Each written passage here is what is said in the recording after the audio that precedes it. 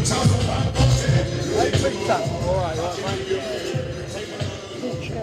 going to bring you in.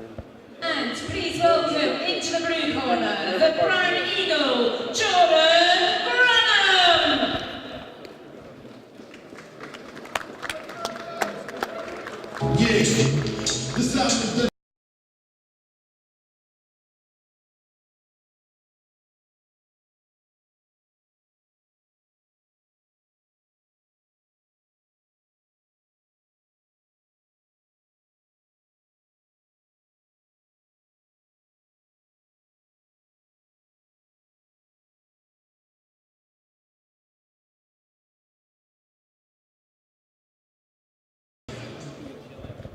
And now, ladies and gentlemen, we have 4 rounds of boxing in the super welterweight division, and boxing out of the blue corner in the white shorts, weighing in at 11 stone 3, making his 55th appearance in the ring, from Islington, London, please welcome Jordan, the Brown Eagle, Branham! And boxing out of the red corner in the black and gold trunks, weighing in at 11 stone 3, with a record of 1 win, from Edmonton, London, please welcome Hamza the Lion Awan! Your referee is Kieran McCann, and timekeeper at the bell, Mr. John Smith. Okay, here we go then for Costas Evangelou's second production at the Lee Valley Athletic Centre in Enfield. It's an absolutely amazing venue, and hopefully this show will be as good as the last one. And we move on to fight number 1. I'm joined by my colour commentators Mark Lyons and Frank Pittle. It's Hamza Awan 1-0 against experienced journeyman Jordan Branham from Islington.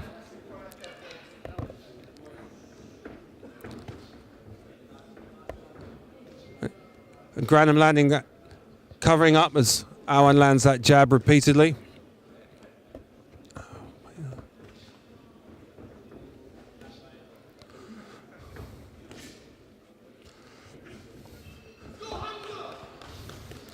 Of course, the well-supported Hamza Awan is from the Edmonton Eagles Boxing Club. He made his debut here in a points win, over 4 threes in the last show that was here.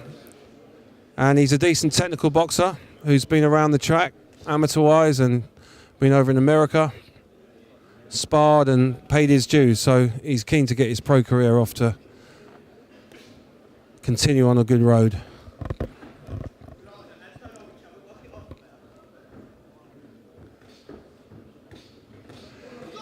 That's good inside work. He clips him with the uppercut. The right uppercut goes in again, but Branham's absolutely unmoved. He has a chin that equals his surname, Granite, and that's a good jab from Jordan Branham there. That landed flush, and again, 2 flush jabs from Branham landing square. Double jab from Branham. This is livening up this contest. Awan to the body. It's a light middleweight contest. And Jordan Branham boxing out of Islington. Awan, of course, local.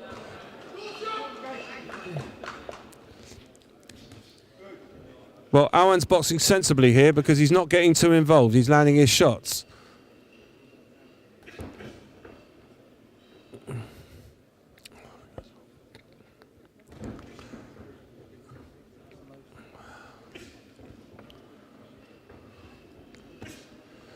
Well, that was a good body shot from Branham. He really sucked that one in, and he's coming on a little bit. He has ability, Branham. Don't worry about that. He has ability.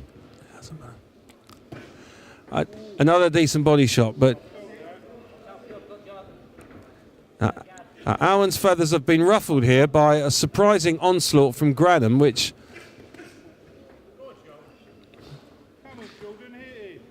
a good head movement from Branham. He evaded those 2 jabs, and I think Awan has got to start up the work rate in this round.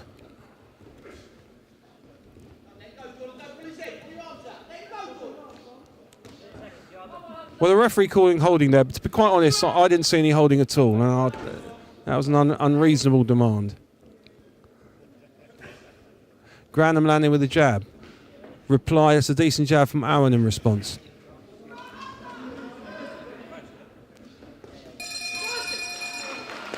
Okay, that was a good first round of boxing, so I'm going to bring in Frank Pittle here. What was your verdict on that round, Frank?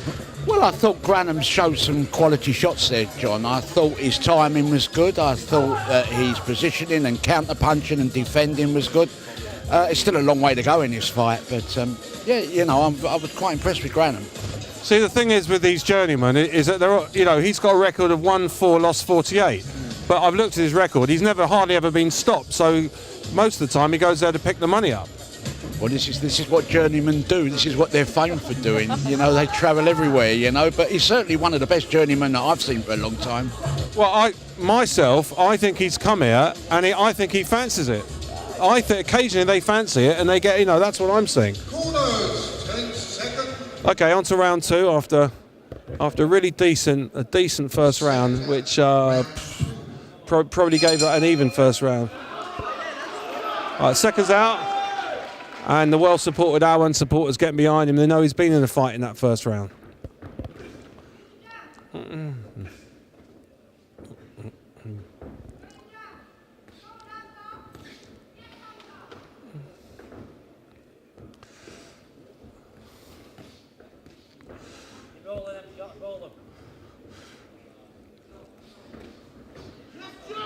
Now, what is happening here is quite interesting because at the moment, Granham's gone back. Now he's coming forward again. I was just about to say he's gone into journeyman mode, but he's now commanding the centre ring and he's coming on.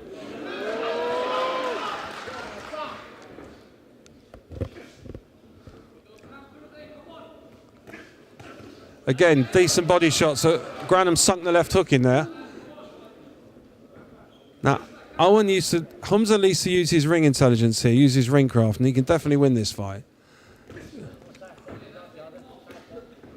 Now, he's picking up points here. He's picking up points on the inside, and that's where he's scoring shots.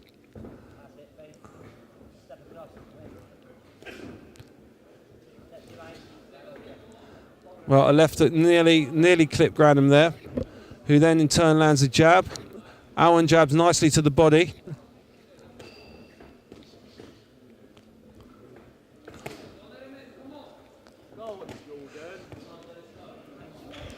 Well, once again, this is Granham doing clean work to the body. Good work.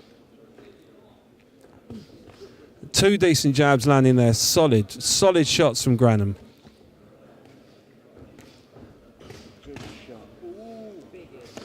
And these are big body shots that are sinking in, and Granham's bodywork is impressive. It is impressive. And Humza's Awan's forced to hold. And he's feeling the pace a little bit, lands a couple of jabs, a nice right hand.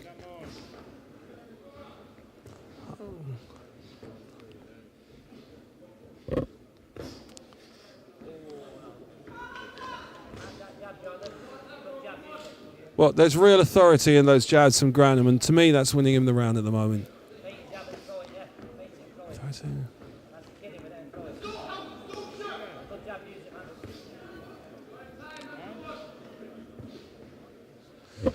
Well, Owen moving forward, and Granham is back on the ropes. That's a better body shot from Owen.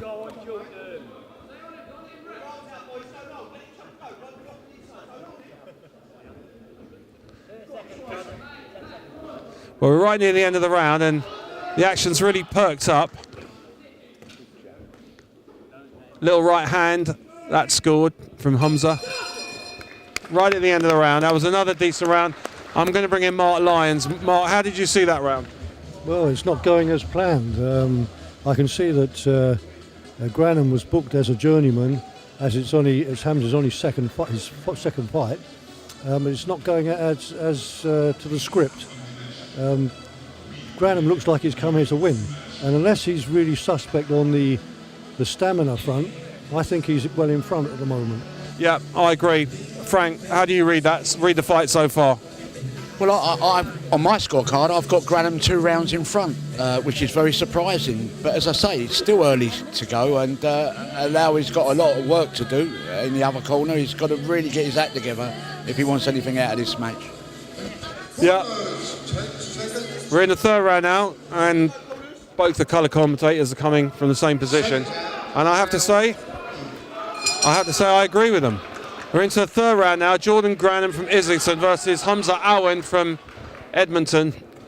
Hamza's a keen musician as well, but he's fulfilling his dream here as a professional boxer. And this is better stuff. He's planting his feet and he's commanding the ring.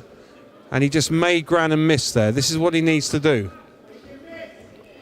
Exactly, make him miss from the audience. That's a good right hook there from, and another uppercut. I think that he needs a lot more of this.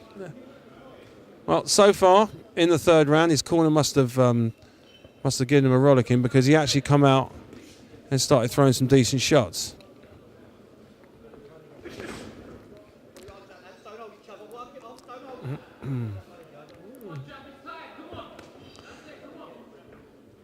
Yeah, one wonders if Granham's going to start gassing. At the moment, I don't see it.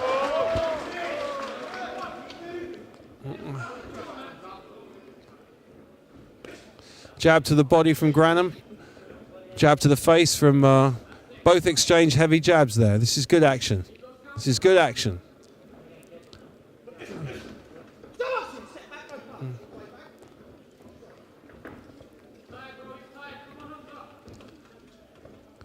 Well, someone in the crowd shouting that Granham's tired. I would say that two good jabs there from Owen, followed by a right hook to the body from Granham, which scored.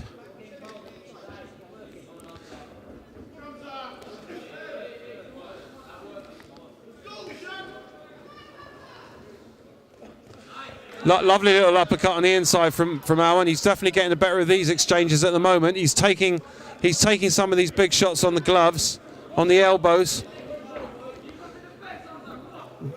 But I do feel that he's being drawn into a scrap.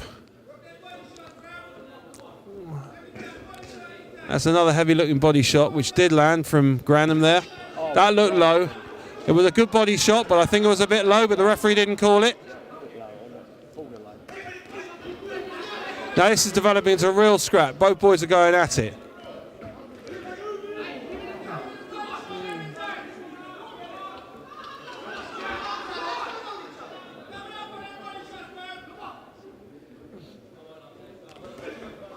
Two heavy jabs exchanged now. Granham gets another one in. That's three good shots to the body by Owen there. Those are scoring shots. Both of them exchange right hooks now. I just get the impression that Owen's doing a little bit more work, but here comes Granham. He's certainly not gassed, and he's really fancying it now.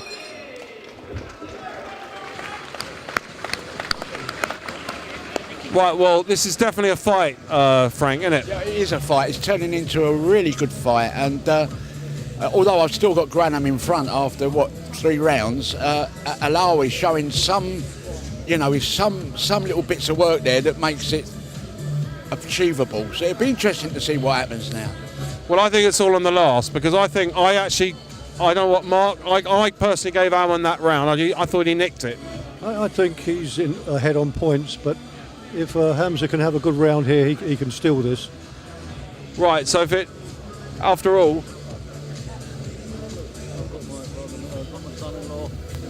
at the end of the day, Hamza Owen is the house boxer. He's the one that sold the ticket. So if it goes down to the wire and it's close, Final round. tradition would dictate. Okay, final round now between Jordan Granham and Islington, and the house boxer Hamza Owen in his second professional contest. Granham, a seasoned veteran of 50+ fights, and oh, that's good work by Owen there. This is really good work. This is really good, solid work.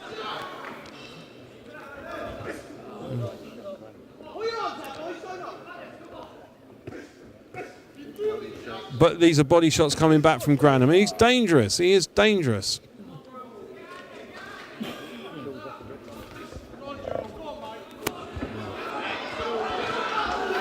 Well, Granham's really loading up here. He thinks he can stop him. I don't think he can, but he's really loading up with some vicious shots. But Owen's holding his ground. He's coming back with some beautiful shots on the inside.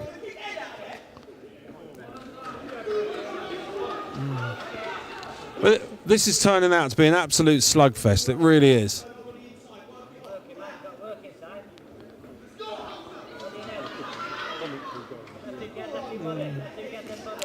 Good shot, right hand over the top from Granham, but Awan is holding his ground. It really is who wants it most in the last minute, and both of them want it, that's for sure. Good jab from Granham.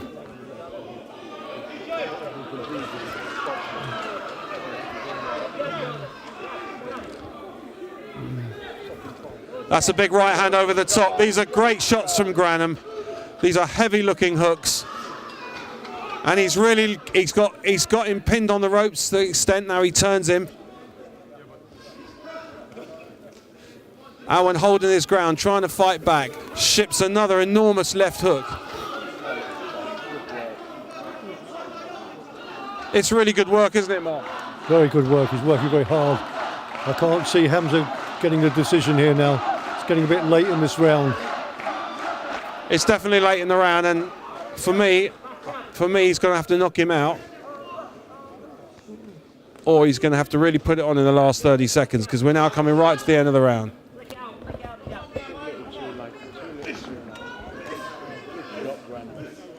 Uppercut lands after a right hand. I just think that Granham's work has been more effective. And that's big shots there from Granham. Neither man wants to give ground. Neither man wants to give ground. Well, there's been no issue about Granham gassing, that's for sure, because he's come really strong in the last 30 seconds. Lovely flurry there on the inside from Awan. Connects with a right hand. He's really stuck in there, Awan. He really has. What a great fight. What a great fight.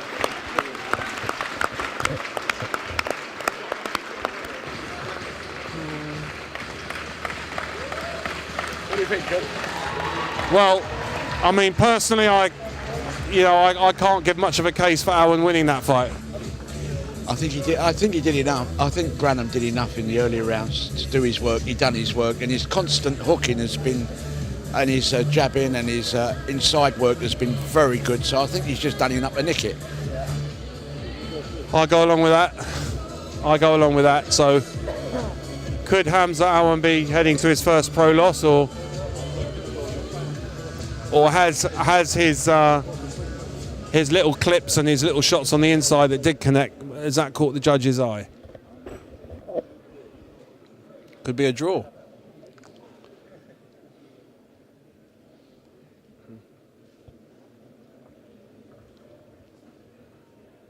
Ladies and gentlemen, after 4 rounds of boxing, your referee, Kieran McCann, scores about 40-36 in favour of the blue corner, Jordan Granham. Yeah, that was a deserved win for Granham. We had it right. There was no way that, based on the work in there was no way that Granham could have lost that fight. And that's a setback for Hamza Awan, but he might have learned, Mark, from that. Well, he should have got on his bike there, used his good footwork and his technique, and not mixed it with a guy as experienced as Granham. Granham's been around the block a few times and just showed his experience there. Yeah, absolutely. Couldn't agree more. Such things as Game of Thrones and Braveheart. Thank you very much. And now, ladies and gentlemen, for our next bout now, we have 4 rounds of boxing in the cruiserweight division. Please welcome into the blue corner, the Hammerhorn, Kent Kapanen!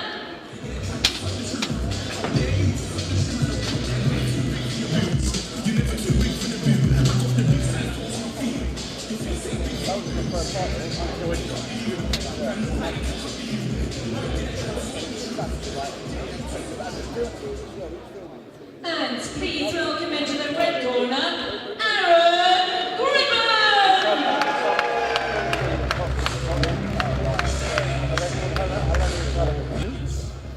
And now, ladies and gentlemen, we have 4 rounds of boxing in the cruiserweight division, and boxing out of the blue corner in the black and red shorts.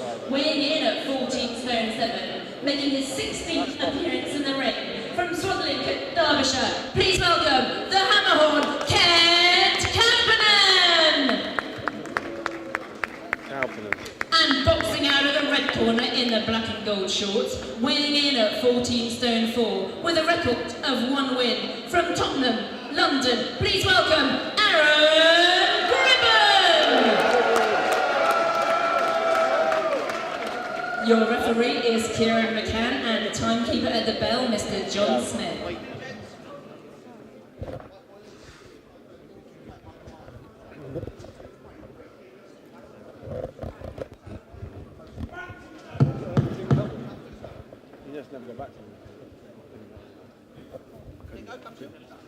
Okay, we're into our second fight of the card. If it's anything like the first one, we're in for a treat.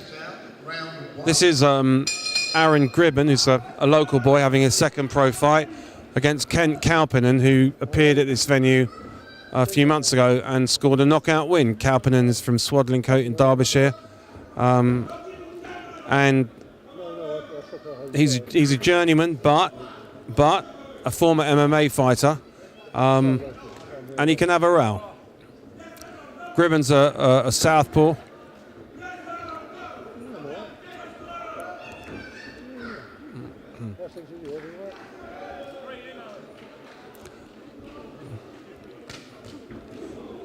Well, Kapanen showed his mettle there. He landed 2 big shots there, and he will go for it. If he feels that he can beat Gribbon, he will go for it.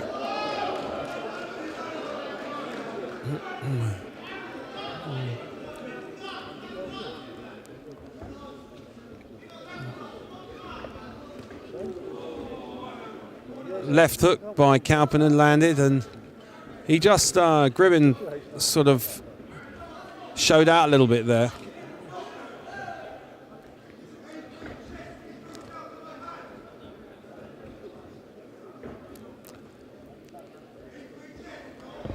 Well, Gribbon's finding it hard to catch Kapanen, who's pretty agile. He landed a left hand there. And Kapanen's got his hands clamped right round his head.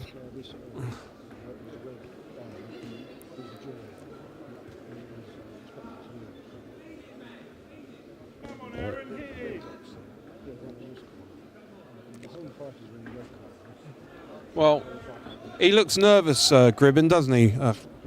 Without a doubt, Gribbon is very, very tense, but he's still scoring with some good punches. And the other guy comes from Swanleycote in Derbyshire, and you know who came out of there? Jack Bodell, the great heavyweight, come out of there. The old Was he from Swanleycote, Jack Bodell? Farmer, yeah.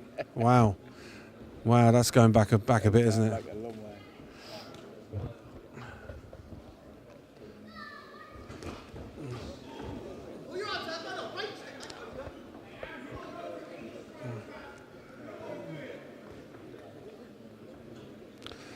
Well, you see, the difference between Kapanen and Aaron Gribbon is that Kapanen may have had more combat experience because he's in the MMA world, and obviously, Mark, you know all about that. He's looking a more seasoned man here, isn't he? Well, he looks like he knows how to take a punch, that's for sure. He's rolling with it. Gribbon is obviously very much a novice by the way he's moving, his lack of fluency. But you know, the record of the blue corner is not great. He's a journeyman, and as such, we expect Gribbon to take control at some stage.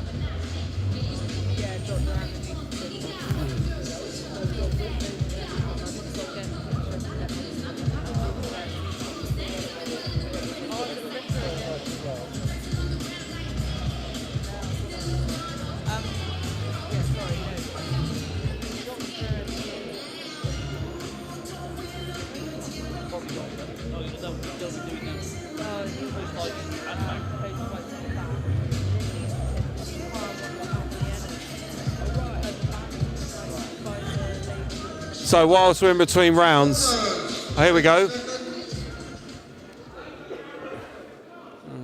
Seconds out, round 2.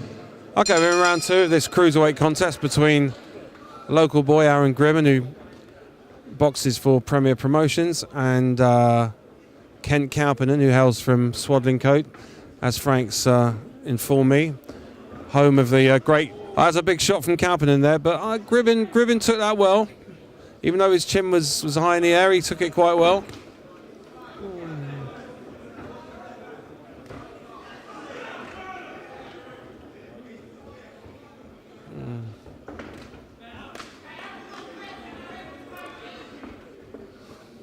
Good work, son. Keep jabbing. Yeah, if he can keep Kauppinen in the corner, that's better. That's better work from Gribbon there. That's better work. He's landing a few jabs. He's using his left hand.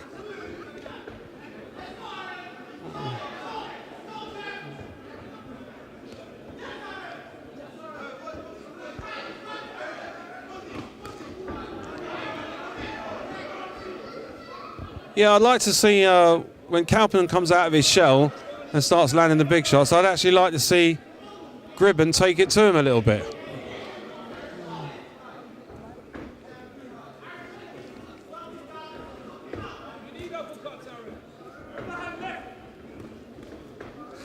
I think he's not. I think he can take his shot, Mark Gribbon. Well, it looks like he's already taken a few.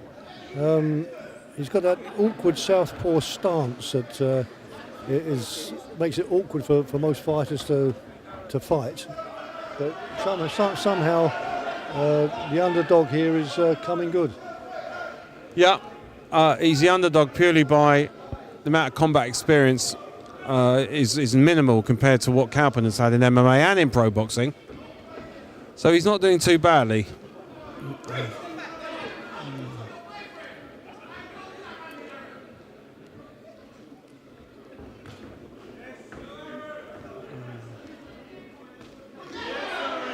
That's a left hand from Gribbon that scored, and he's getting a little bit more confident. He's pinning Kauppinen in the corner, and he's scoring. He's scoring with shots, but he's took a couple there. Oh, and that was a big uppercut he took, and he's hurt, but he's come firing back. He's come firing back, but he's on very unsteady legs, and Kauppinen is coming forward, and he's looking to finish this one now. He's trying to land some. He almost punched himself out there, Kauppinen.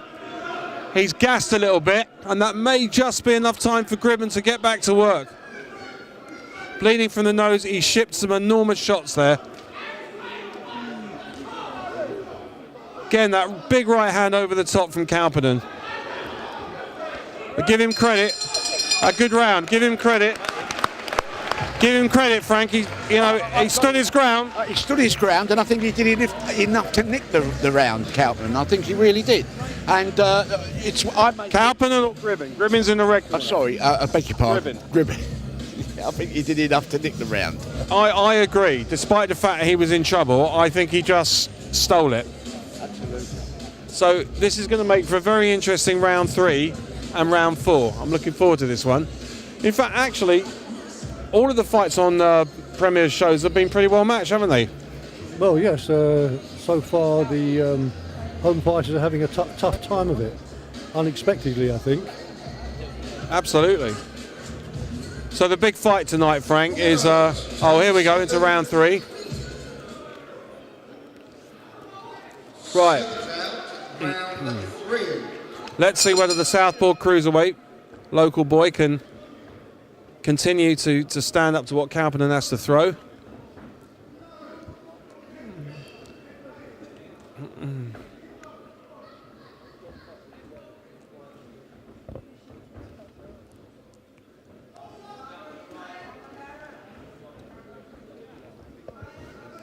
Jab to the body by Gribbon. And Kauppinen's gone quiet, but you just get the impression at any time that he can unload one of those thunderous left hooks. Oh, and as I said it, that happened. But again, Gribbon stood up to it, and he's come back with his shots.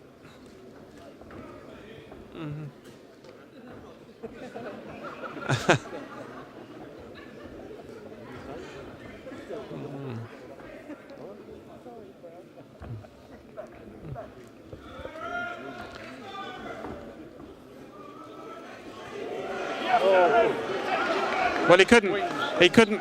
Gribbon couldn't lay a glove on Kapanen there. That was really good defensive work by Kapanen. He's perfectly entitled to do it. Perfectly entitled to do that. Body shot. Gribbon scores with a left hand.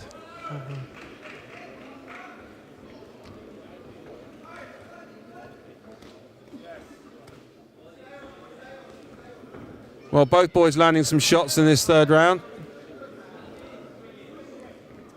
Again, I just can't help feeling, Frank, that that Gribbon's just nicking it. It's very, I tell you, very, very, very slightly if he is, because I make it a very even fight at the moment. Could go anyway with 1 round to go. Yeah, I think it's all going to be on the last, unless something happens in this fight, unless it ends dramatically, which it could do. Oh, great. Well, that was a big right hook there from Kapanen as Gribbon advanced. But he's scoring here, Aaron Gribbon. He is scoring points, whichever way you look at it. They may not be the most thunderous shots in the world, but he is scoring.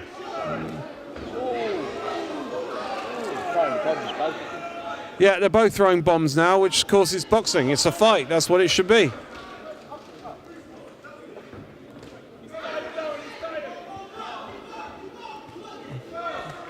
Good body shot from Gribbon. I think he felt that, Kapanen, who now comes back with some shots of his own.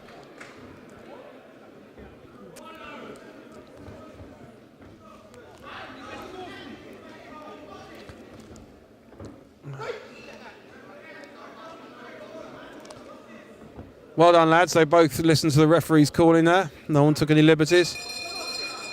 Well, Mark, that wasn't a bad round. I mean, how did you see that? Well, a very even round, as messy as it was. The only problem with Gribbon, he keeps suckering for the big overhand punches. And I just worry that he's going to get caught with a couple more in the last round. That's what the big worry is. Of course, it does depend. I mean, we saw Kent Kapanen destroy Tyrone Williams last time out, so he's definitely capable of it. I just think that Gribbon's a little bit more resistant to his punches than Tyrone was. Yeah, he seems to be able to take a punch, but he's not delivering power punches himself. He's more of an cumulative puncher, whereas Kapanen has got a big punch. We know that. Here we go then into the fourth round. Thank you, Mark. Fourth and final round. And both fighters embrace, which is a sign of a bit of respect. I think Kapanen may be respectful of Gribbon's ability to stand up to the big bombs. So I think we're all agreed it could be on the last round, so that makes it exciting.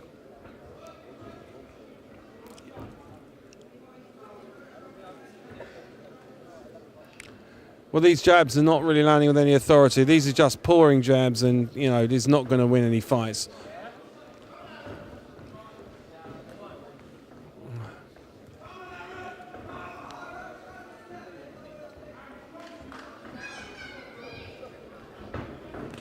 Oh! Well, that shot glanced Gribbon,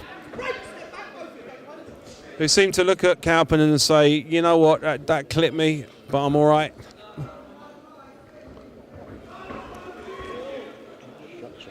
So Kapanen's going for the knockout, Frank, isn't he? Definitely. You can see it quite clearly. He's going to finish it as best he can. Swinging wildly, but you only need one of them to connect, John, and that's it.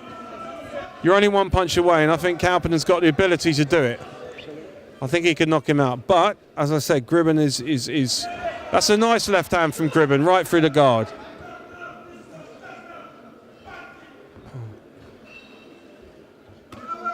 A good shot from Gribbon, but he ships one of those wild white hooks, comes back with the left of his own.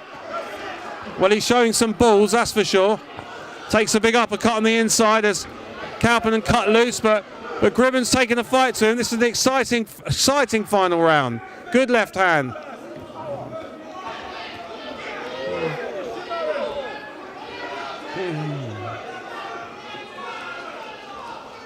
Well, the close quarter exchanges are not very technical, but they're quite exciting. Good left hand lands from Gribbon there.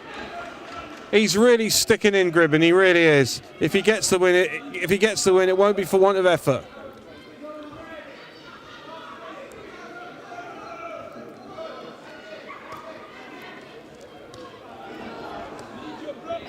Again, the more effective shots coming from Kauppinen, but you know, Gribbon is landing and he's scoring. I think he got hurt by a body shot there, actually. Yeah, he definitely got hurt. Always tell it with the elbow going down to the side. And he's ceding ground now because he's gassed out. But again, he's not giving up. Oh, and yeah, as Frank said, that could be the equaliser. That could be the equaliser. That's a great big right hand. That's put him down on the seat of his pants, but to his credit, he's got up.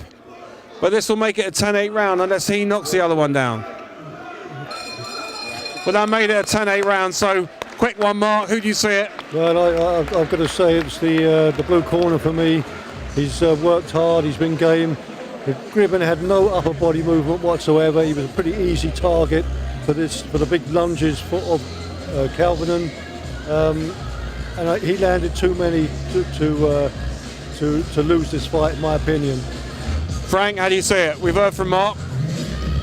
The way I saw it was that it could have gone Gribbon's way. I think that knockdown cost him the fight. I really think that the boy from Swanley Coat has just got the decision. That's my opinion. What do you think? Well, I agree with both of you, and I think that I'm going for Gribbon, courtesy of that 10-8 round. His shots are the more effective.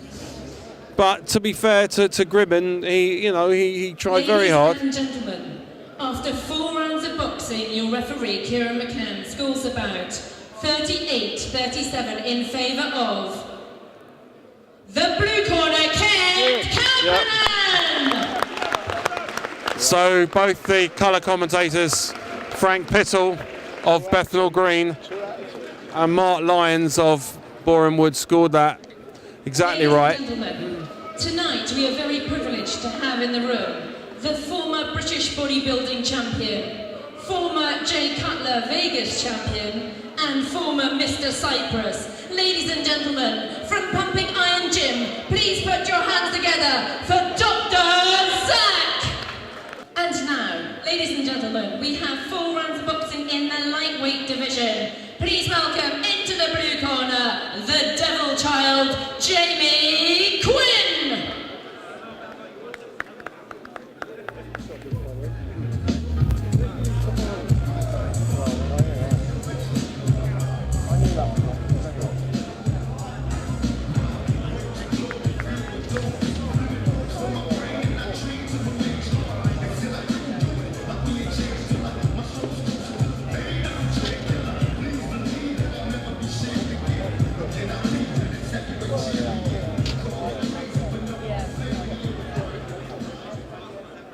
And please welcome into the red corner, Frank Arnold!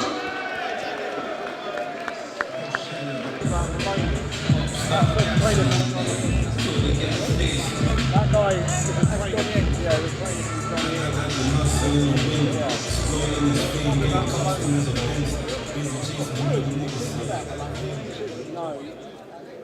And now, ladies and gentlemen, we have 4 rounds of boxing in the lightweight division. And boxing out of the blue corner in the red shorts, weighing in at 10 stone, making his 90th appearance in the ring tonight, from Stockport, Cheshire, please welcome Jamie Devil Child Quinn! And boxing out of the red corner in the red and white shorts, weighing in at 9 stone 10, with a record of 3 wins, 1 white by way of knockout and 1 draw, from Hackney, London, please welcome Frank Arnold! Your referee is Kieran McCann and timekeeper at the bell, Mr. John Smith. Right, here we go for bout number 3 on the Premier Promotions boxing card here at the wonderful Lee Valley Athletic Centre. So we've got here a lad from Hackney who's trained by the legendary trainer Johnny Eames out of his gym in Barking. Now, I should have heard of Frank Arnold. He seemed a very confident lad. I was talking to him before the show started. He's a southpaw with a fast jab, and that seems exactly he was very, very confident and very, very assured without being arrogant. I don't know much about Quinn except that he's a veteran of a lot of fights. He's a journeyman. But it all depends on how Arnold will deal with a tough journeyman. At the moment, he really looks tidy. He looks very tidy. He's mixing it up from body to head. He's holding his ground.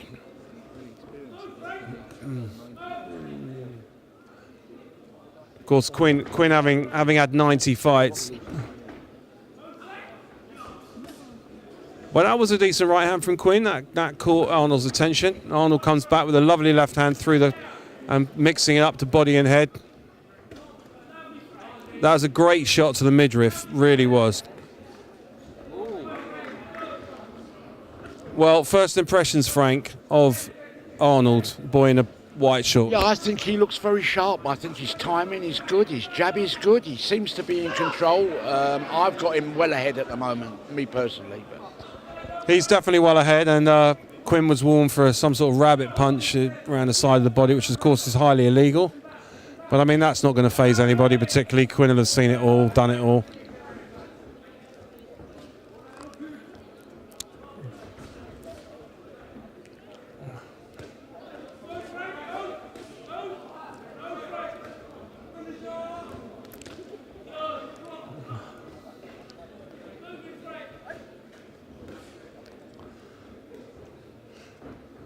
And Arnold displaying good defensive skills. He's turning the shoulder in just at the right time to stop Quinn from landing shots. And Quinn's trying to land. I mean, they have pride, these gentlemen. Don't worry about that. But this round so far completely to young Arnold.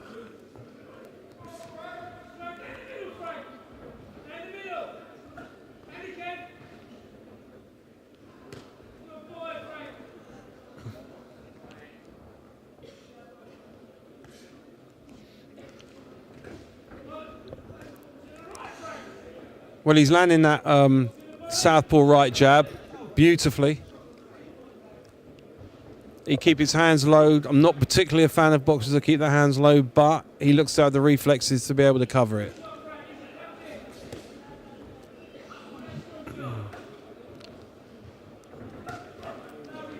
And that instinctive, he lands that big left through the guard and then follows up with a right hook to the body. That's a decent combination. Well, it was a good right hook from Quinn there. Caught the youngster. Okay, another good round. So far we've seen two away boxers that have won.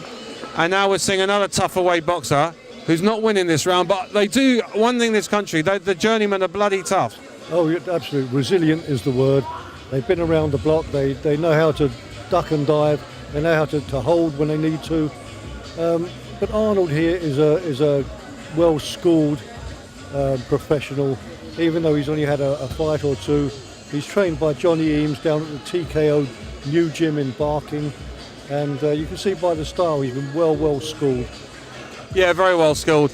I can't make a comment on his power yet because I don't think he's really loaded up. What do you think, Frank? yeah, you haven't seen the best of Frank, the other Frank in the corner there, because he hasn't loaded up. He tends to leave his hands a little bit low, which could leave him prone to taking the punch. But apart from that, he's dominated that first round. Yeah, I totally agree. I said during the round I don't like boxers that keep their hands down, but if he's got the reflexes, let's see what happens.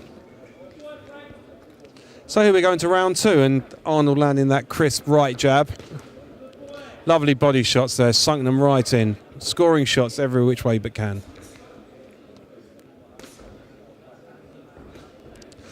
And Quinn keeping his elbows, great defensive fighter. He's keeping his elbows tucked in nicely. He's not taking unnecessary punishment. He knows that he's covered up on the ropes. He's covered up on the ropes, and he's caused Arnold to pull his head to pull his head down. That's classic bit of journeyman there. Now he's kidding the young kid on a little bit and say, look, you know, I've been in with a lot of guys.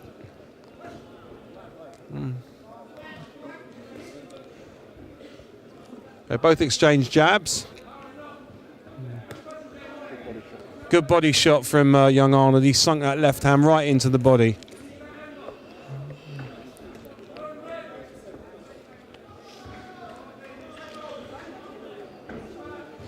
clean contest, Mark, isn't it? Very good, very clean, very crisp work from Arnold. He looks very, very useful. Yeah.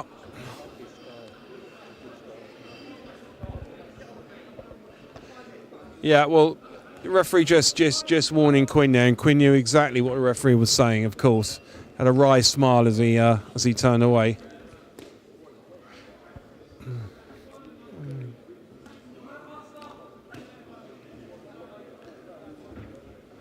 But, you know, Quinn's nose is bleeding, but I feel it's going to take the kitchen sink to stop him. What do you think, Frank? Yeah, definitely. I mean, there's nothing wrong with his commitment. He's game for a journeyman. But Frank seems to be in control now. He's measuring his punches. Timing's good. Balance good. He seems to be on top at the moment.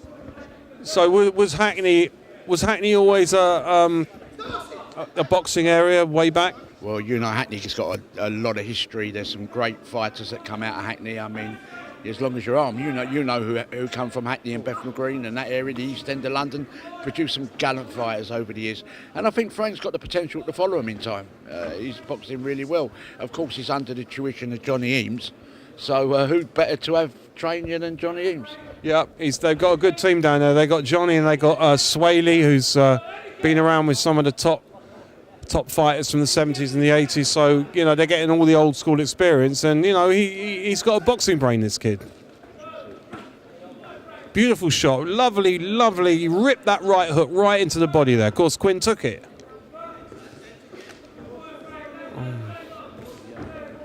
Both landing heavy jabs. Good shot by Frank Arnold. That was a lovely peach of a shot. Another good round, Mark. Very good round. Won it comfortably on points. Quinn, though, is putting up a good show here. As you say, he knows how to defend.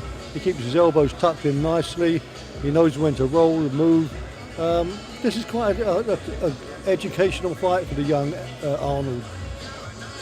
Well, I've got the benefit in this broadcast of Premier Promotions for Hellenic Television. I've got the benefit of Frank Pittle and Mark Lyons, who are both old sages and know what is what inside a square, inside a boxing ring. Of course, tonight is the big fight between Terence Crawford and Amir Khan. How do you see that one, Frank, quickly? I'd love to see Khan win it, but I think he'll get caught at some point. I really do. I can't see it. I'd love to see him win. Don't get me wrong, but I can't see it. So, seconds out, round 3. We're into the third round. So far, I'm giving it 2-0 to young Arnold, who looks a very, very decent prospect. In against Jamie Quinn, who's had 90 professional contests. He's a credit to boxing. He's highly resilient, durable. He'll test these youngsters every which way he can. Every so often, you'll see Quinn throw a little warning shot, a little right. Quinn throws a little right hook. There it is again, that right hook. He'll throw that right hook just to let Arnold know that he's still in the fight.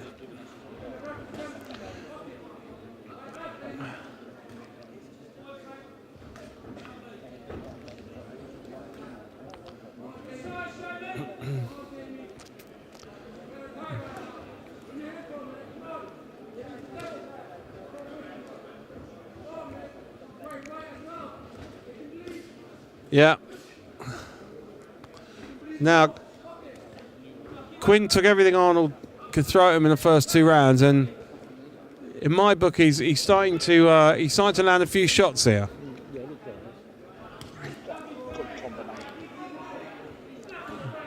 Good jab from the youngster. Lovely shot there.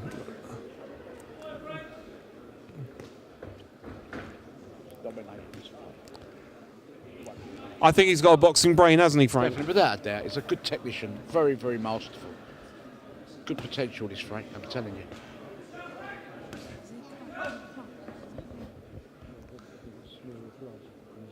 Well, he's landing the quality shots. He really is. Another lovely. And you know, Quinn's definitely feeling it. But of course, teak tough as he is, he's so teak tough. Is Quinn? He's soaking it all up. No problem. A beautiful right hook there. Beautiful hooks into the body from both hands. Yeah, referee's warning Frank Arnold about the shoulder, and he has been sticking it in a little bit. I've got to say the referee's right on that one. Nice body shot from Quinn, who's again, he's letting the youngster know, I'm still here and I'm still throwing punches.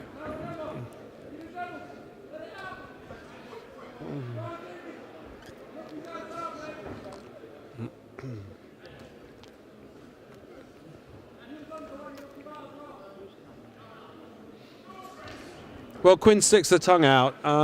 It's not a sign of disrespect. He's just simply saying, listen, I'm still here.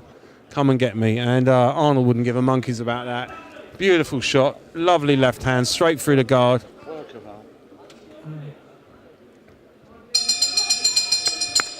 Another good round. Another. I thought Quinn landed some decent shots there, actually. Yeah, surprisingly, he's giving out almost as good as he's getting, but Arnold is hitting with the better shots, the cleaner shots, and the harder shots, which is going to count in the end. So, Mark, I've asked Frank, and Frank reckons that Amir Khan's going to get stopped. What about you? Yes, unfortunately, although we'd all love to see Amir do well, I can't see it going the distance today. Crawford's too good for him. Yeah, Crawford probably a pound-for-pound top tenner, without a shadow of a doubt. And Amir Khan has seen better days, and quite honestly, if he'd stuck to his boxing, Khan, I think he would have been all right, but he tried to brawl with people and he got knocked out. So we're on an agreement so far on the big fight and also on this fight as well, with young Frank Arnold from Hackney, trained by Johnny Eames and Swaley, in against Jamie Quinn, who's a 90-fight veteran.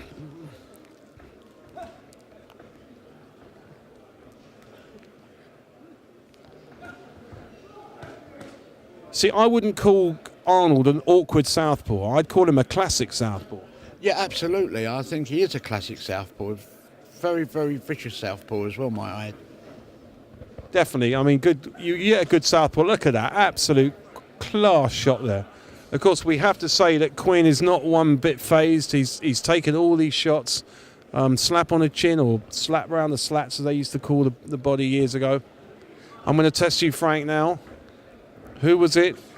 Who was it that said, hit him in the slats, Bob? Can you name me that fight? Hit him in the slats. I can't remember that far back now. No, even you wouldn't. That's Bob Fitzsimmons at the turn of the century when he knocked out an American, I can't remember, and his wife shouted, hit him in the slats. Hit him in the slats, Bob, and that's what happened. The slats being the body.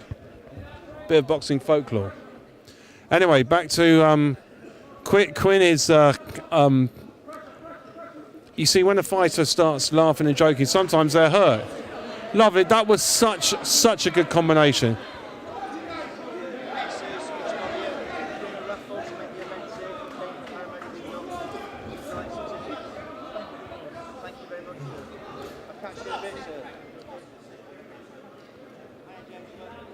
Well, I'm not sure what the referee's going on about there, Mark. Do you know? I've got no idea what the problem was there. It seemed pretty straightforward to me. I think he's having a pop at Arnold for sticking his shoulder in, and I have seen it. He's been warned, but, you know, there, see he did it again there in the clinch.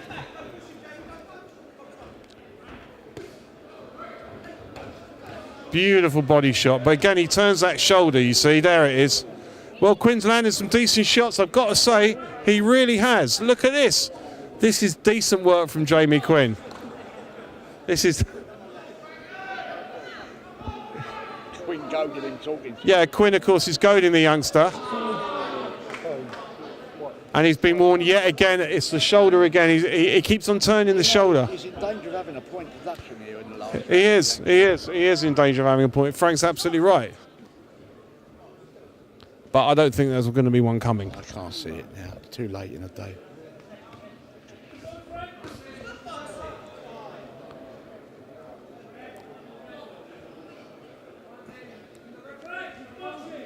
Well, it's all evened up now. To be fair, I think the referee's he hasn't deducted points from any of them, and I think he's done the right thing, really. Done a good job. Yeah, he's done a good job.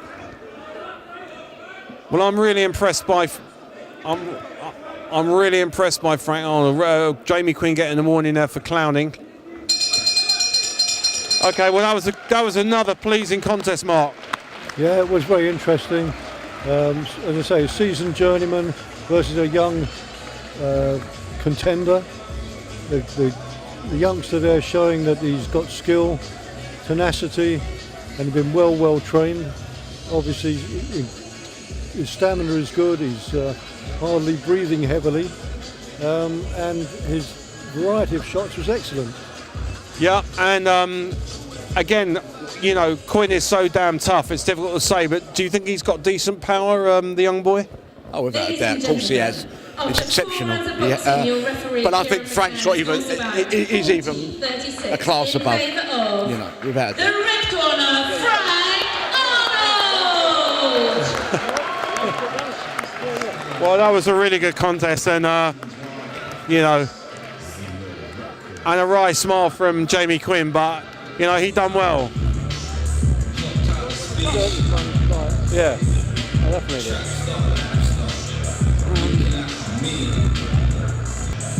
So we managed to get a quick word with Frank Arnold. Ladies and gentlemen, please welcome in the blue corner, Andre Sodiris.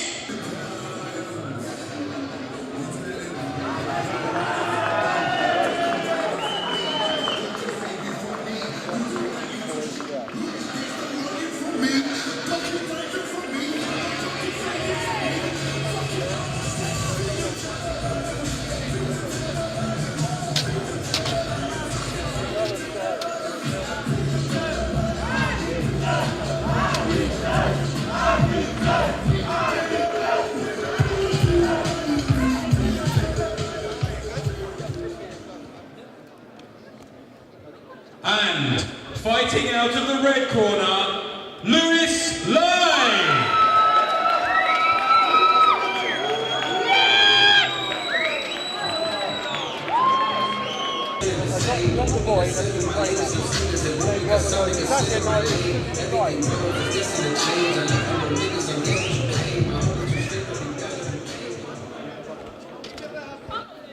Ladies and gentlemen, this is 4 rounds in the lightweight division. Your referee is Kieran McCann. Introducing first, in the blue corner, wearing black trunks, weighing in at 12 stone and 9 pounds, with a record of 1 draw, from the Edmonton Eagles boxing gym by way of Romania, Andre Sodiris.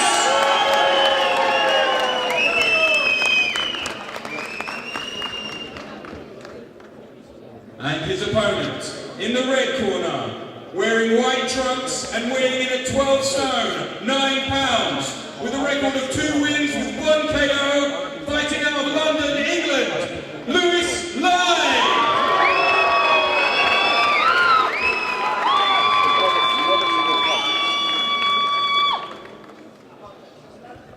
Right, we're moving on to the 4th fight on the card. I'm looking forward to this one because we've got a very tough Romanian boy who boxed for Edmonton Eagles, Andre Soteris, his name is. And he had the first fight was a draw. He had a real scrap on his first pro debut. He's boxing Lewis Lai. He's managed and trained by Robert Lloyd Taylor, former very good professional. I actually put him on a couple of times when he was a pro. So here we go, first round. And Soteris immediately comes in.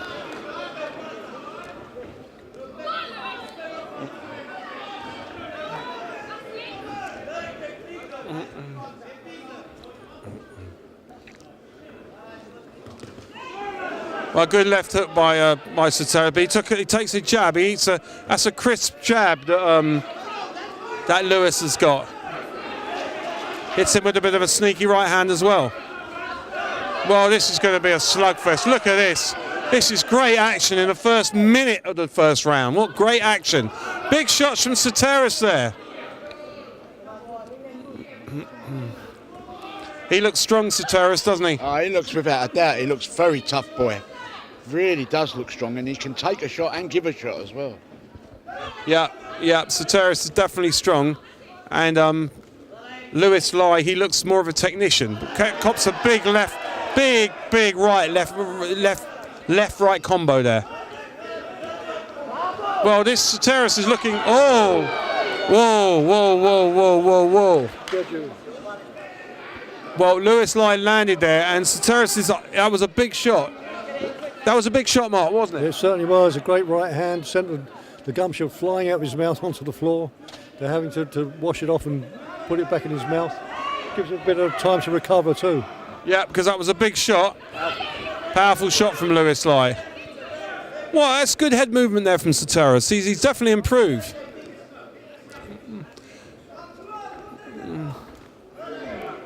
Well, he's getting caught by that right hand over the top, but he lands a decent left hook there. He lacks the jab, Soteris. Yeah, without a doubt, you can see that. He's more of a brawler and an inside fighter, Soteris. Yeah, definitely. He wants to get in there, and he wants to trade close quarters. That's what he wants to do. Nice body shot.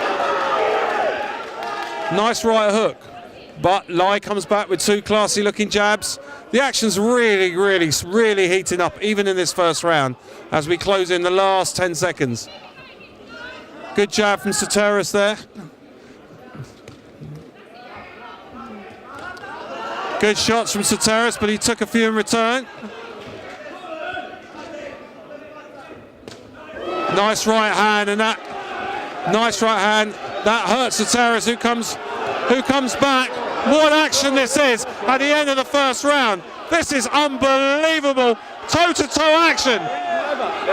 They are eating leather. What action in this first round. Anyone could go here. Anyone could go. It's a long round as well. This is a long round. Well, this is absolute. In the trenches between Lewis Lai and Soteris. What a first round. What a first round, Mark. Oh, fantastic. That's what you call proper boxing. Toe to toe. Nobody wanted to give any quarter. Lots of punches thrown. The crowd going crazy here.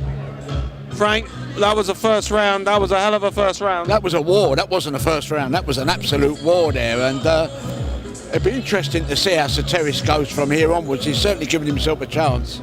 Well, I'm going to say that Lewis Lai is slightly the better boxer, but Soteris has improved from when I last saw him. He's improved.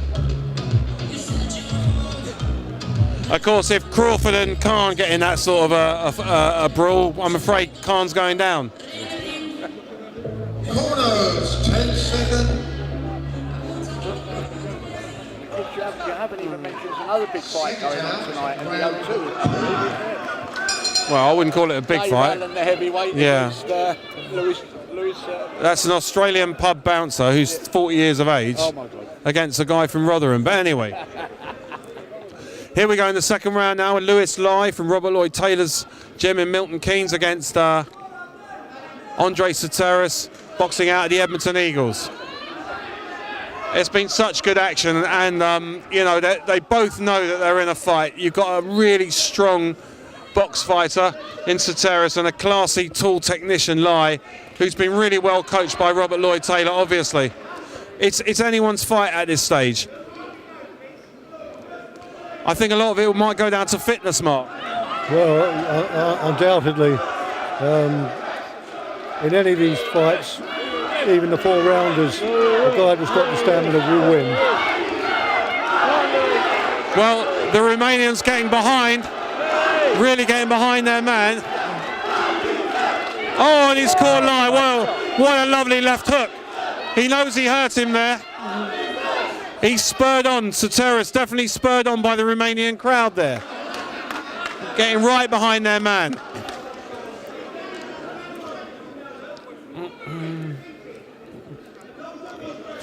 And you can hear Robert Lloyd Taylor at ringside. He's telling Lewis Lai to use his boxing brain, and that is the right advice in the circumstances.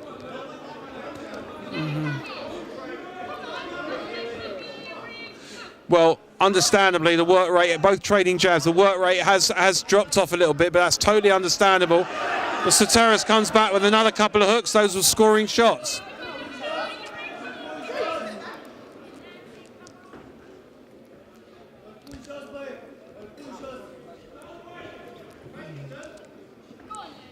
of swelling under Lewis's left eye. Yeah, yeah, a little bit of swelling. That's right, Frank. A little bit of swelling under Lewis Lye's left eye. I just get the impression that Soteris is slightly edging this round. It could be. It could well be. He's done enough work. He's stepped his work rate up. And of course, as you say, he's a much more improved fighter than the last. He's definitely improved, but big right hand. Soteris took it well, came back with one of his own.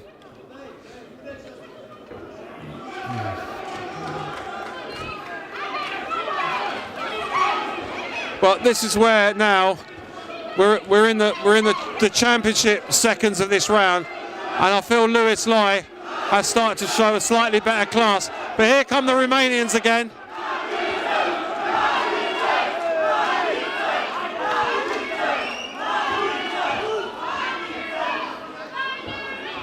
Well, he's starting to gas out, Andre, I'm afraid. But he's still in there. He's still in there big time. He landed a nice left hook there. Another tough round. Who'd you give that to, Mark? Well, it's very hard because you've got a brawler against a technician. And I would say the red corner just starting to nick it now. He's using his skill. And the blue corner, the Romanian boy, seems to be gassing out a little bit, quite understandably. Well, he's gassing out and he was running out of ideas at the end of the round. So I think Lewis Lye let's see if he's got his measure or not in the last two rounds. But what a show so far. So Frank, if I may ask you a germane question. Boxing 30. We're going into. I'll ask you in a minute. We're going into the third round now of Andre Soteris in the blue corner from Edmonton, fighting Lewis Lye from the New King's Gym in Buckinghamshire.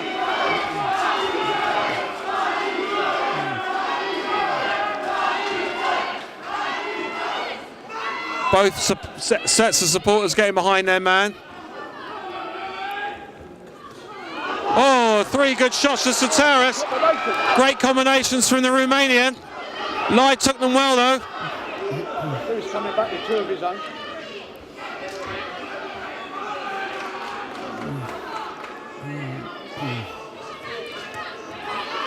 A good right hand on the inside there by Lewis Lye. But Soteris is landing that jab. He's trying to land a jab and he's just scoring with it.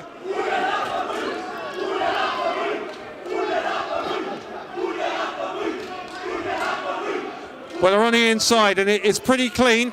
The referee told them to work out. There's not much holding going on, to their credit. Long jab landed by Lewis Lye. Is that going to be the key? But Soteris landing with little shots. He's landing with little hooks.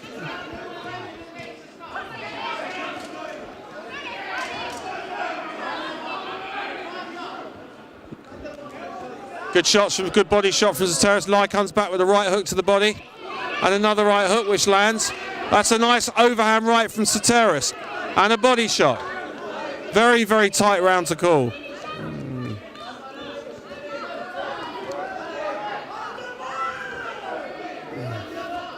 Well, that was a long combination. That was a jab cross combination. Two of them landed on the button from Lye.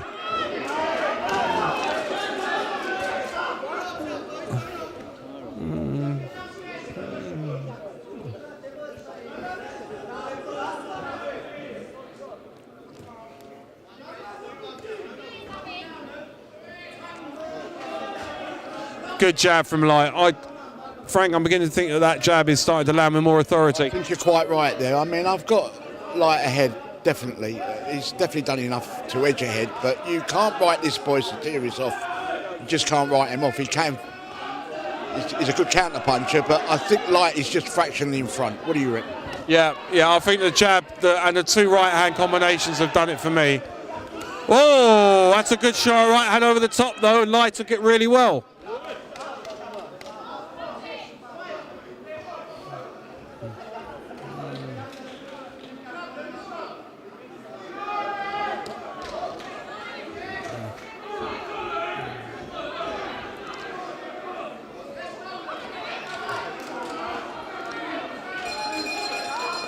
Good round again, Mark. How do you see that round? Great round. It's very, very hard to score. There's so much leather flying around here, and as I say, it's a technician against a brawler. I think I've got a feeling just the judges would look at it. A few really good punches landed by Sotiris, the Romanian, but Fly is riding him well. He's coming back with counters, jabbing, pulling off the odd hook. So it's very, very tight, this fight. It's a pick 'em at the moment. I mean, I've got Lai, like you and Frank, I've got Lai just ahead. I think Sotiris is going to have a good last round, but you know he's capable of it. I've seen the promoter, Kostakis Evangeli, came round to the corner and whispered something in the trainer's ear. I think he realises that it's all on this last round. I think Sotiris has got to get out the game.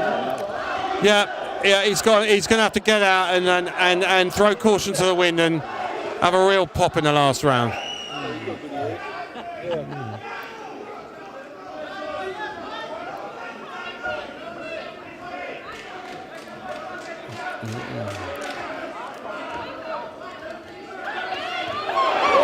Well, these are big shots from Lai, and he's definitely got the better of that exchange. Here we go again. Here we go again. Great close quarter stuff.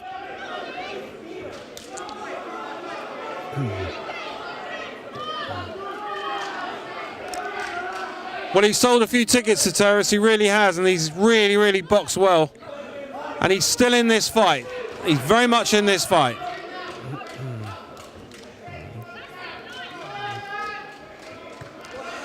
That was a lovely shot by a beautiful right hook from Lewis Lai. He really has some classy repertoire.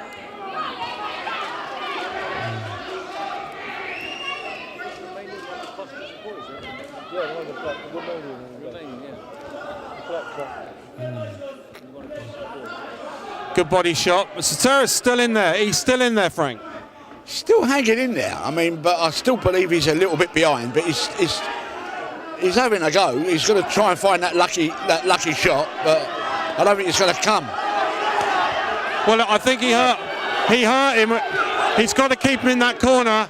He's hurt him with a couple of body shots. Come on, Sotiris, you need to move forward. And this is great action again. Both of them are busted up. Look at the way they're going for it. Good shot from Lai. That snapped back the head of Sotiris.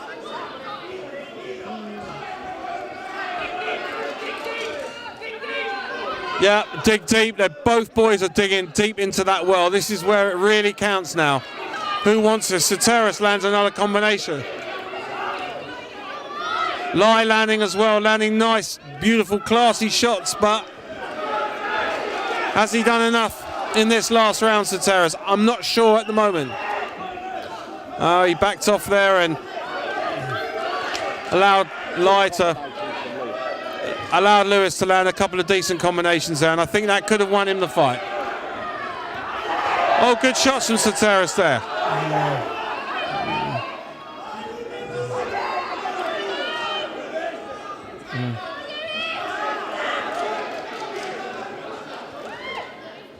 Well, once again, the gum shields come out.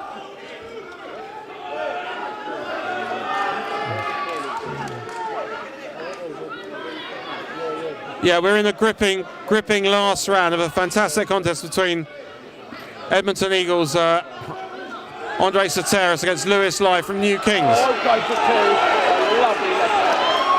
Oh, this is fantastic action. This is barnstorming, ripping action in the last round here. What a fight.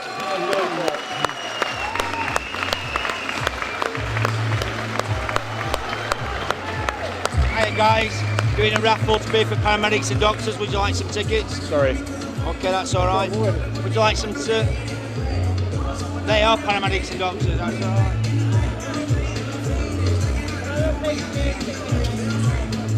Collections of paramedics, I know they get paid away.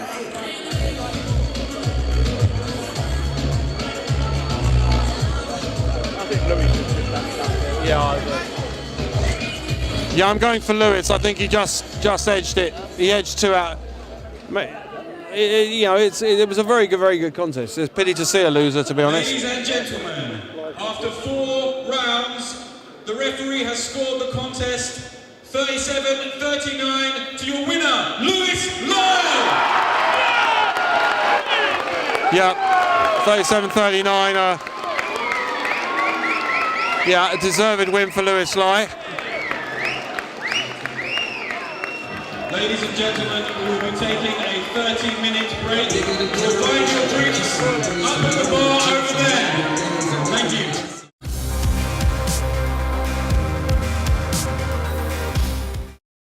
Ladies and gentlemen, welcome back. We now have 4 rounds of boxing in the super welterweight division. Please welcome our first boxer into the blue corner, Mad Dog Dwayne Green.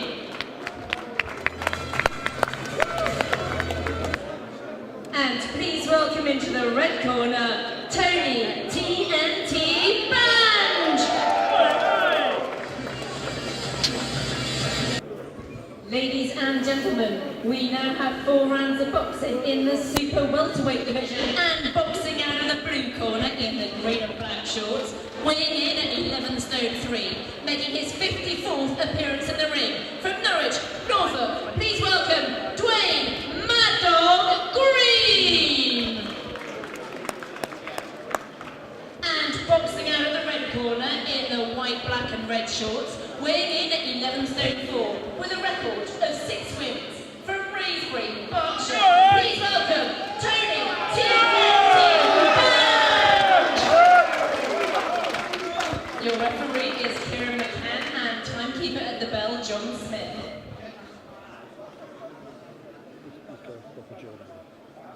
Which one?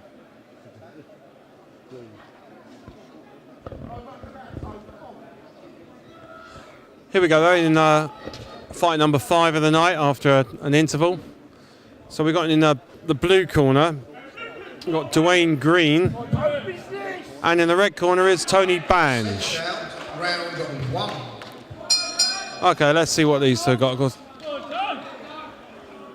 Tony Banj is a useful prospect.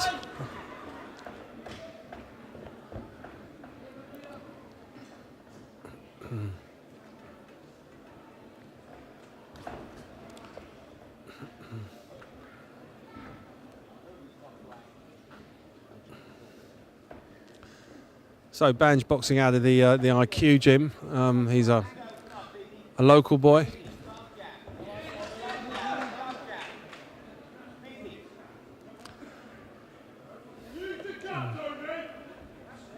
Come on in.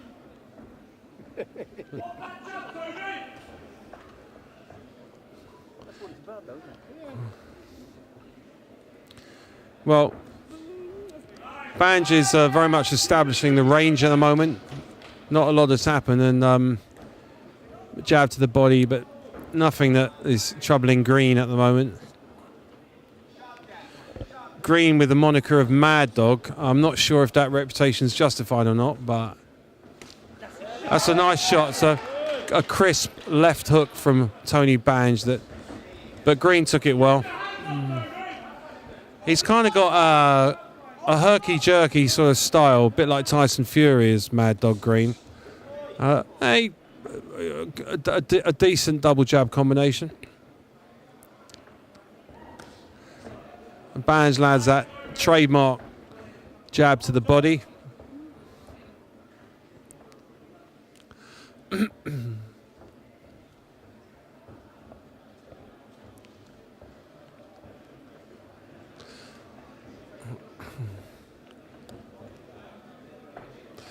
Well, Green has some very distinctive boxing shoes. They're green, as one might assume.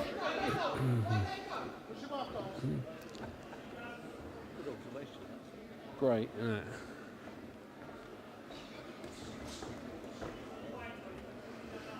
Now, I do remember that Tony Banj was a real prospect. In fact, he still is a prospect.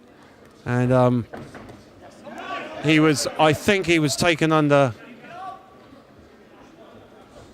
by Nazim Hamid in the first part of his career, the great Nazim Hamid. schooled him and mentored him. I'm not sure if that relationship is still ongoing, but you can see in his style that he has certain similarities.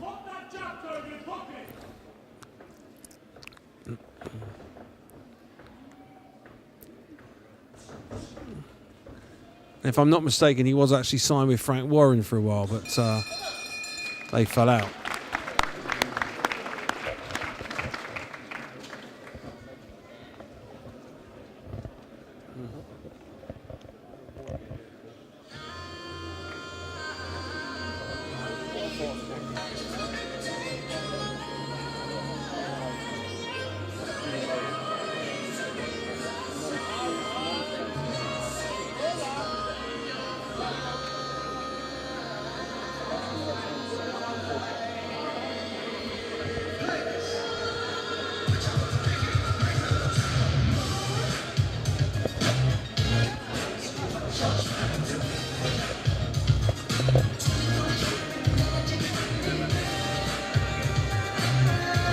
Corners, 10 seconds.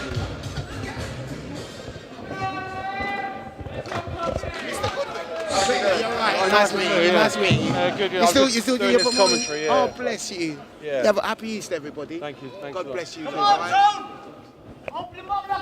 That was Anthony Wright there, former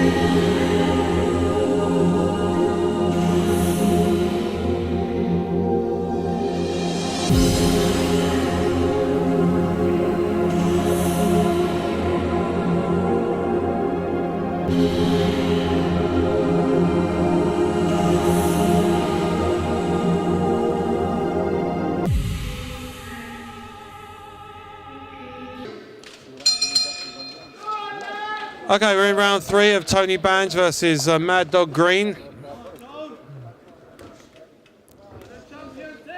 And obviously Tony Bange has taken the first 2 rounds easily. I'd really like to see Bange step it up, Mark. Yeah, but he's a class fighter, and he should really be showing his ability against this robotic journeyman. Yeah, I mean, he's obviously got the ability, but I don't know, there's something about him that seems to, in his makeup, that he doesn't want to engage as much as he should do. And that's my opinion.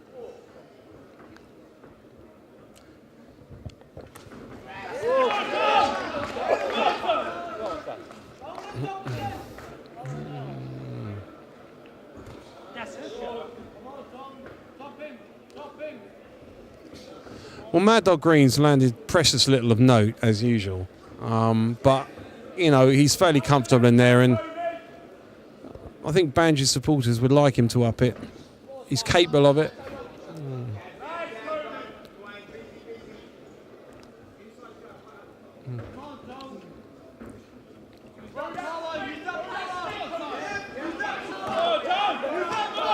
Nice body shots from Bange. He's ripped those in. Mad Dog Green can't come back. That's shaking him up a little bit.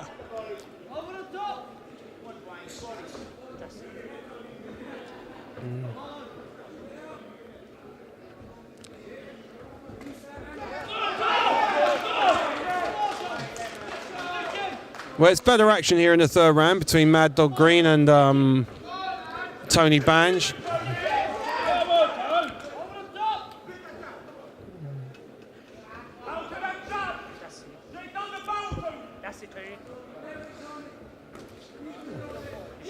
Lovely uppercut there. He ripped that uppercut in beautifully.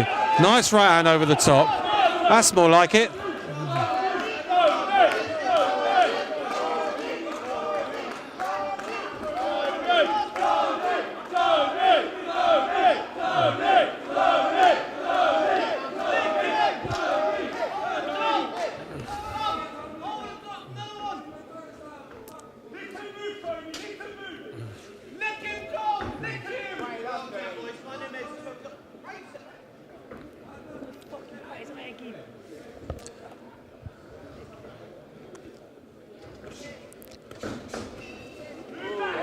Well, Mad Dog landed a jab there, which was quite impressive.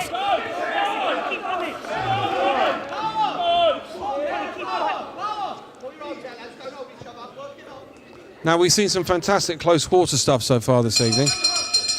And we had another little bit of action there. Better round then.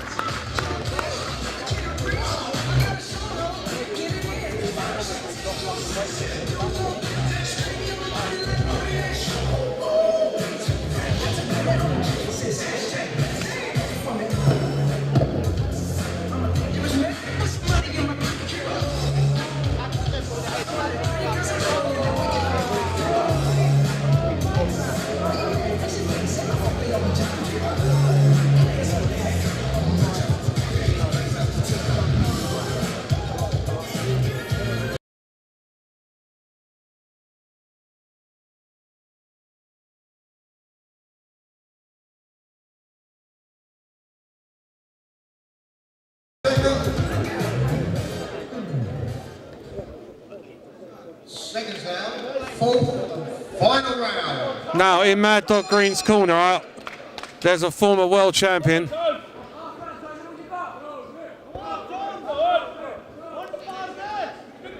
I think that's Jonathan Thaxton in Mad Dog Green's corner. Great fighter he was from Norfolk.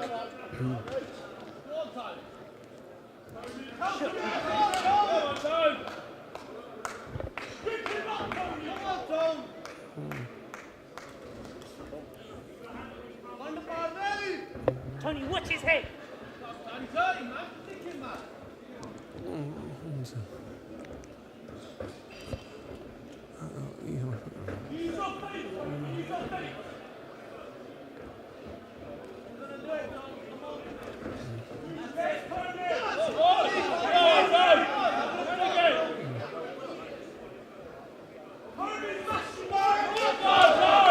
Oh, here we go.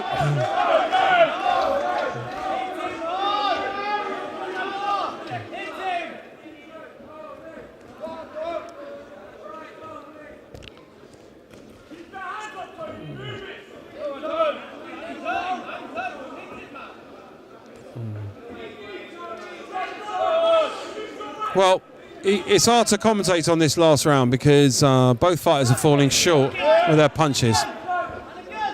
Of course, Banj has the balance, the poise, all the talent in the world. I just really would love to see him step it up. Nice right hand over the top from Banj. That's better. He's coming in with a lovely hook. This is more like it.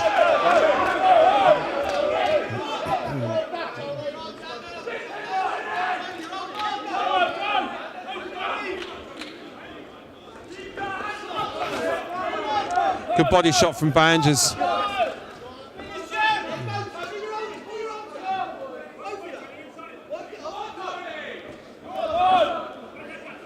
Everybody's just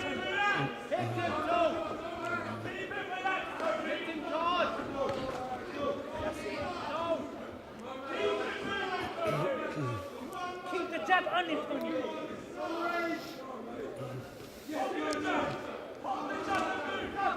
That's a good right hand from Green. Who's, I'll give him credit here in the last round. He's tried to up his own work rate, and it's made the round a lot more entertaining.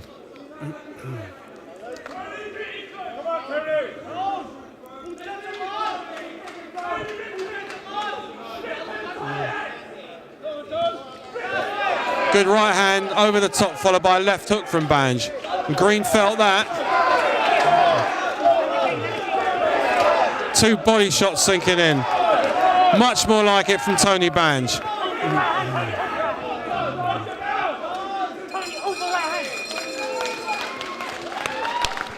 Decent last round, Mark. Sorry? A decent last round? Yes, yeah. At least Green made a fight of it in the end. I can't see Banj losing this in any way whatsoever. But, you know, with Banj, he's obviously got talent, but, you know, he's not delivering really, is he? No, he's lacking something. He's lacking that killer instinct, that real ambitious drive. He just seems to be plodding along, biding his time. I don't know what for. He's not getting any younger. Exactly. Because you could even feel the same frustration as we go to the decision now. 4 rounds of boxing, your referee scores the bout 40-36 in favour of Tony Banj. Well, all his supporters were very happy with the result, and he obviously boxed well, especially in the last round. Hey? I did already.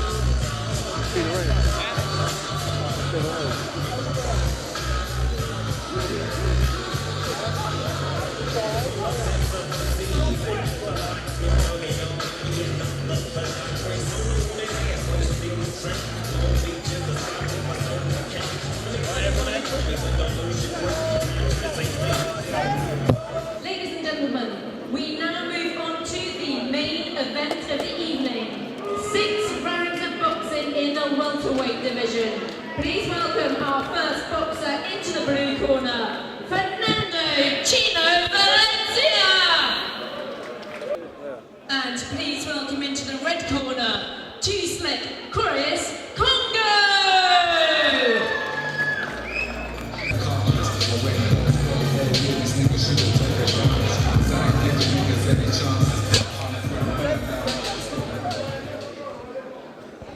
Ladies and gentlemen, it's the main event of the evening. 6 rounds of boxing in the welterweight division. The boxers are in their corner. The referee, Kieran McCann, is in the ring. The timekeeper, John Smith, is in the bell. And there's no place to hide. Boxing out of the blue corner in the purple shorts, weighing in at 10 stone 10, making his 20th appearance in the ring. But from Spain, by way of Mexico, please welcome Fernando Chino Valencia!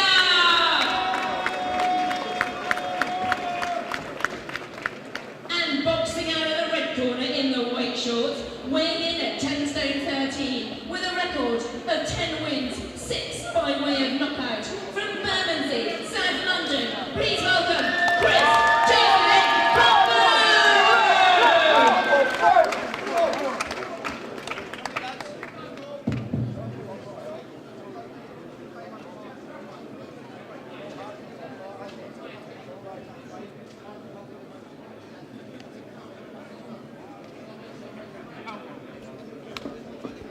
Right, well, Kongo is from South London. He's 10-0. He's a puncher, trained by former European champion, world title contender Jimmy McDonnell.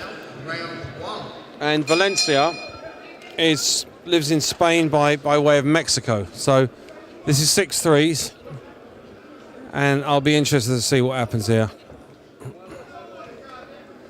Have we got a class Mexican in front of us, or a Mexican road sweeper, as Nigel Benn would say? Well, Kongo already showing his power there with that long right hand, and another right hand. He took it well though, the Mexican.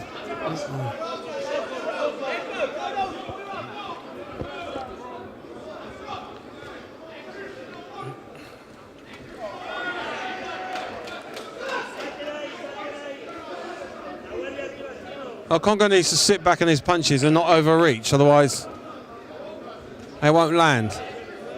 All the physical advantages with Kongo, isn't it, really? Oh, absolutely. He's got a much longer reach.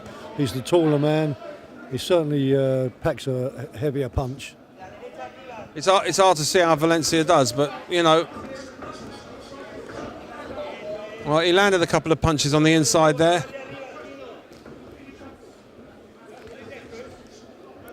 Well, he's obviously not the greatest fighter that's ever come out of Mexico, but he looks tough. Well, they usually are tough, these South Americans.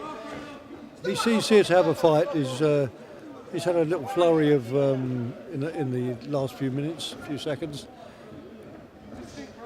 Yeah.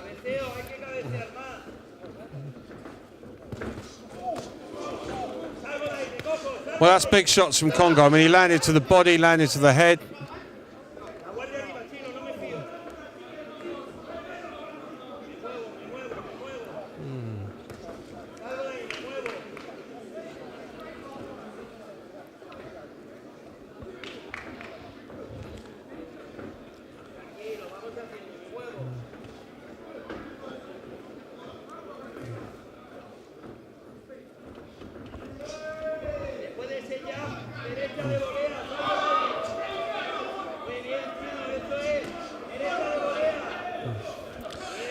Well, definitely Kongo's round. He's landed the better quality work, but you know,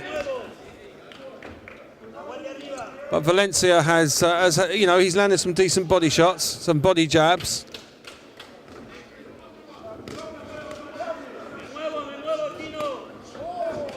Good body shots, good close quarter exchanges. And Valencia calls Kongo on. Yeah, he's tough. He's tough. This Valencia, no two ways about it.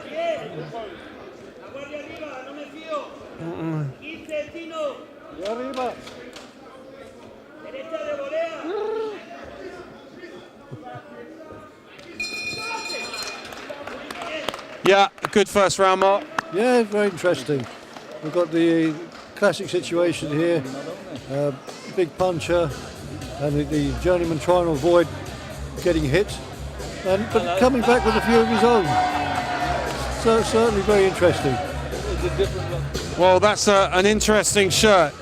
You asked me about that shirt, and I said it was Ghana 1973. I think I was right. Yes, yeah. The guy's doing the Michael Jackson moves. Yeah. I like the sparkly ring.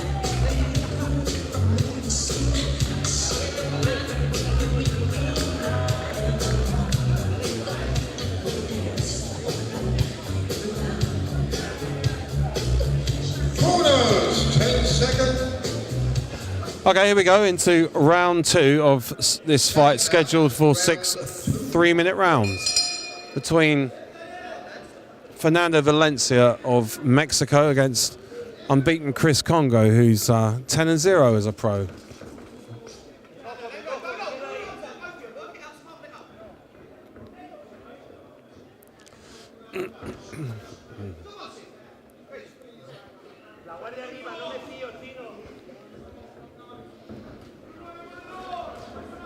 Now, Kongo's really trying to load up on this guy, but I'm not really sure that he's going to have his work cut out to get rid of him early, I think. Lovely jabs from Kongo. They really snapped out. That's what he needs to do. Land that jab.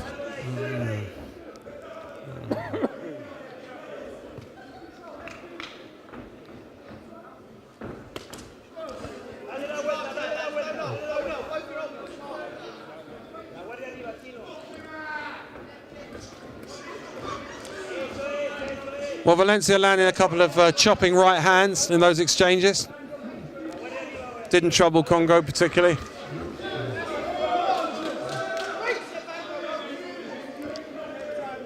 Well, every time Kongo lands, Valencia is intent on showing the crowd that he's not hurt, which probably means that he is.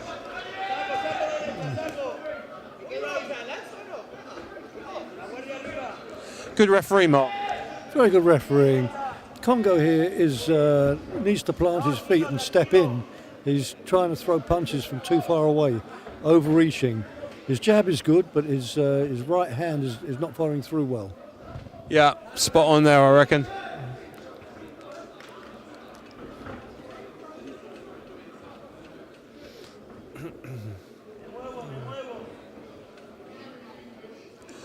Of course, Mexico, it's a national sport in Mexico. There's 100.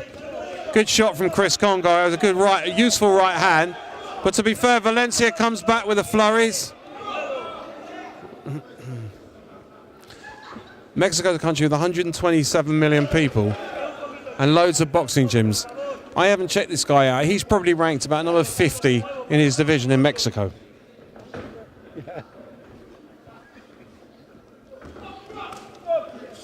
Again, Kongo lands those two lovely jabs and follows up with a body shot.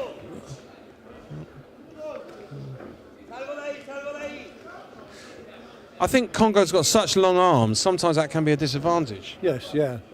It's when you need to get close enough to use the power of the arm.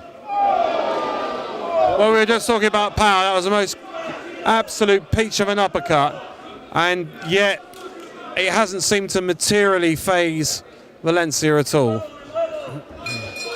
Good round there. Yeah, another round for Kongo.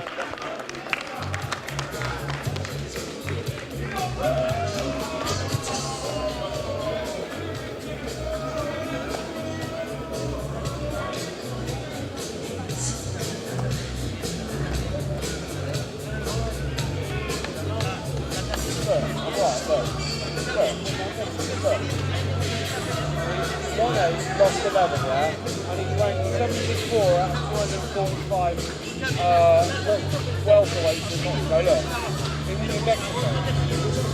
Yeah, look, I mean, right, look. There it is, look.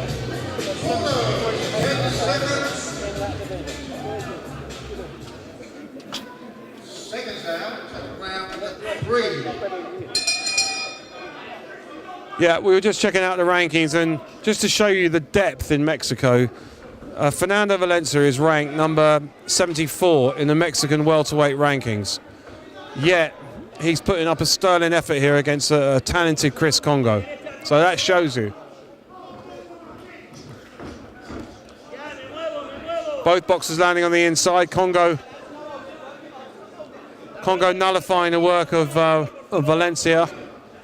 And Valencia's trainer is urging Valencia to step it up.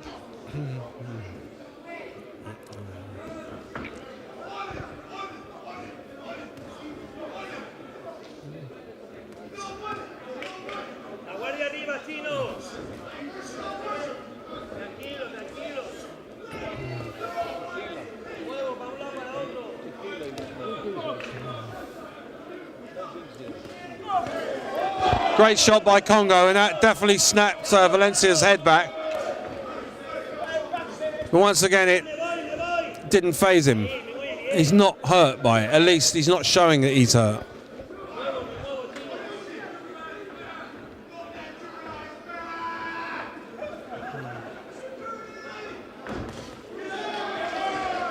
Well, that was a decent jab. Now, Valencia turned southpaw, which is often the signal that he's in some distress.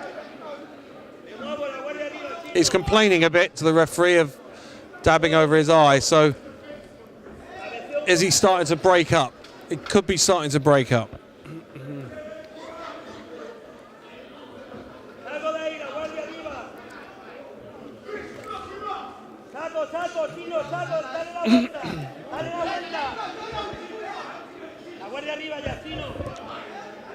But the referee shouting no holding, and he's been a really good referee tonight, I must admit.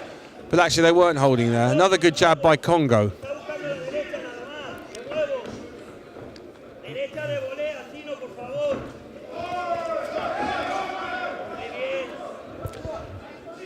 Well, he's landing those combinations, Kongo, but we're in round 3 and Valencia is relatively unperturbed.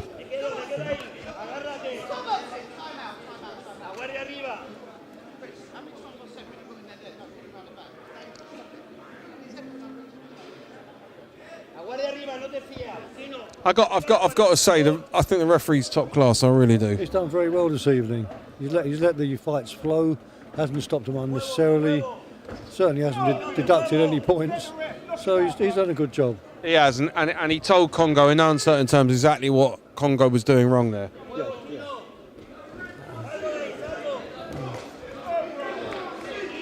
Well, the action's hot up. Kongo landing again with his long jab.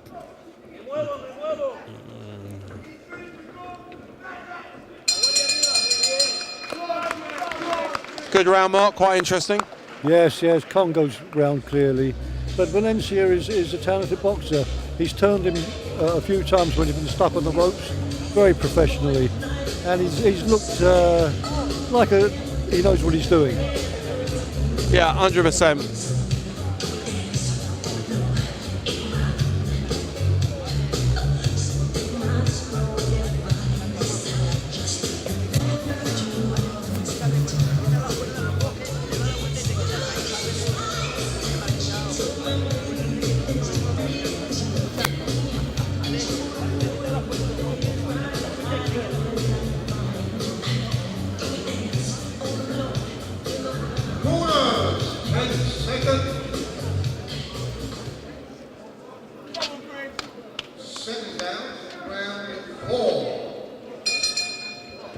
Here we go, round 4 of a scheduled 6 rounds between Fernando Valencia of Mexico against unbeaten Chris Kongo from South London, who's unbeaten in 10 fights, 6 by knockout.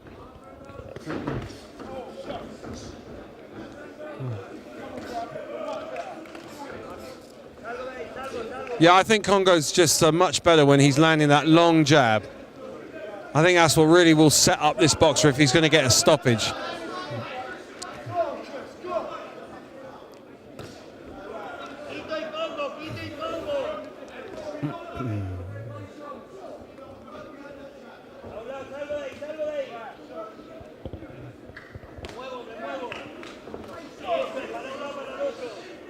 Well, the Mexican's moving, Valencia's moving pretty well. And of course, he has to have that movement against Kongo because otherwise Kongo will catch him and could knock him out. But so far it's one-way traffic to an extent. A couple of jabs landing from Valencia there.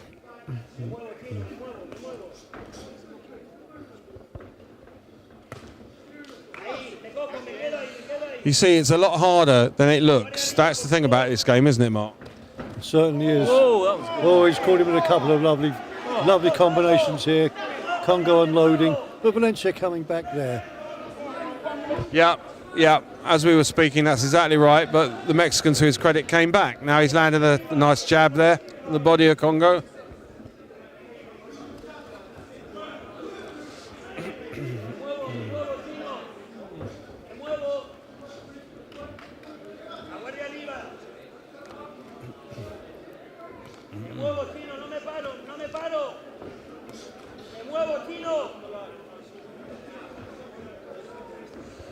The thing is with these Mexicans, I mean, even the worst. I mean, this is not a bad Mexican fighter, but even the worst ones, they've all got some idea, haven't they? They certainly have. As we said before, they seem to be a tough breed. This guy here, the amount of fights he's had, should be able to do the 6 rounds comfortably, and he looks in good physical shape. He's still moving well.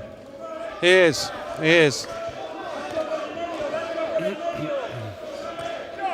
Great shot by Kongo. That sunk right into the body there of Valencia.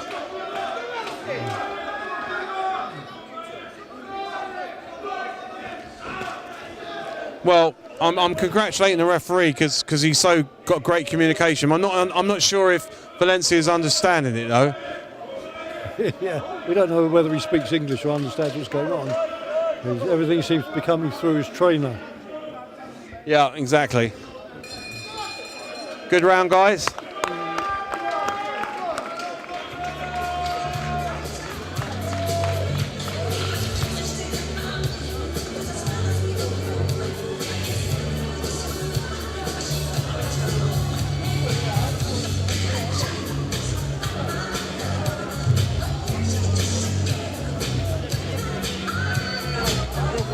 All about with him doing these things.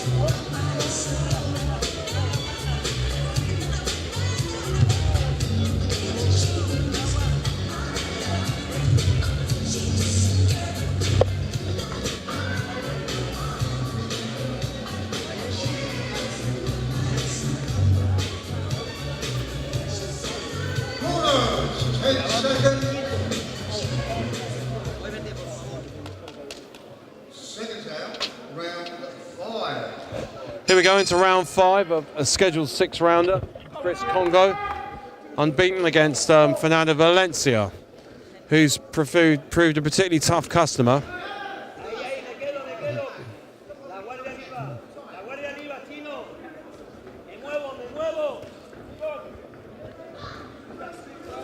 Well, Kongo looks so much better when he's landing that long jab. He really does. It's a class act, that jab.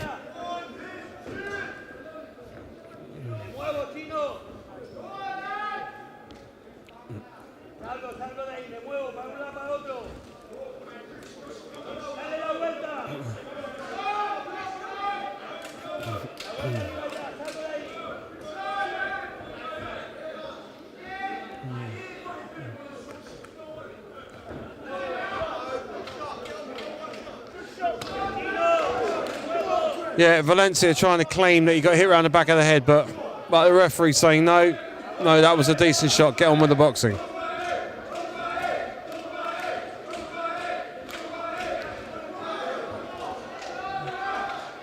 Well, I don't know if Chris Kongo emanates from Zaire, but they were shouting Bumbaye, weren't they?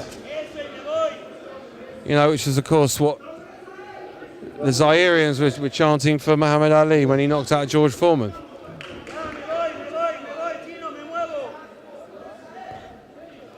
In the infamous Rumble in the Jungle. This, of course, is not Rumble in the Jungle, but I will say this: it's been Rumble in Edmonton. I'll give it that.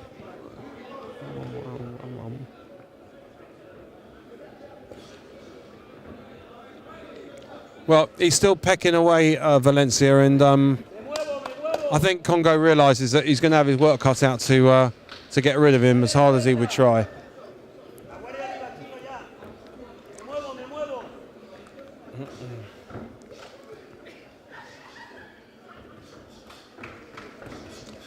Well, it's a decent flurry from the Mexican.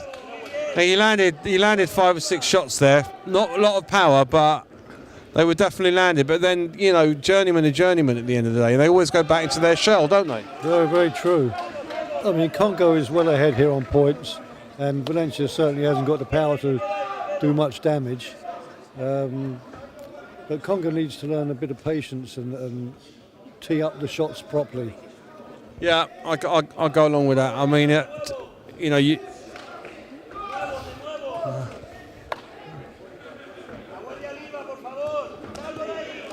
two lovely body shots there from Kongo, and Valencia took them very well.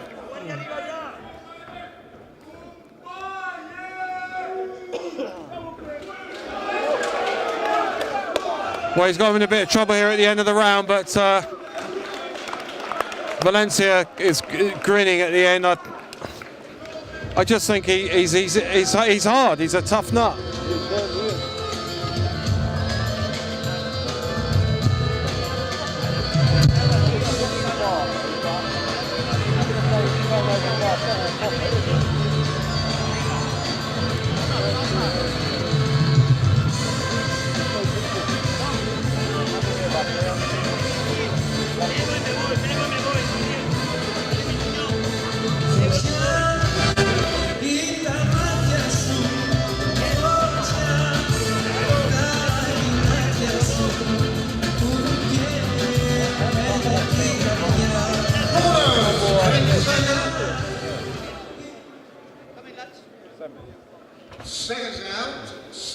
Final round. 14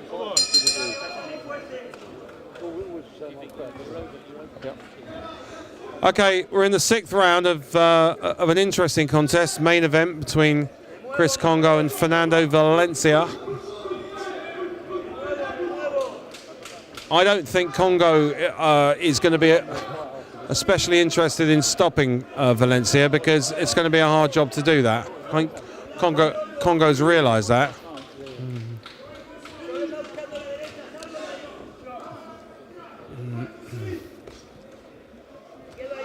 I mean, Chris Kongo has all the physical advantages in every single way: reach, height, power, everything to Valencia. But at the end of the day, you know, when you meet somebody like Valencia, who's got such a tough chin, his teeth tough, you know, it's hard to get them out of there, even if you hit them cleanly. And you know, rocks are rocks at the end of the day. Great jab by Kongo. Snapped the head back of Valencia. Really good scoring shot. And again, that double jab lands.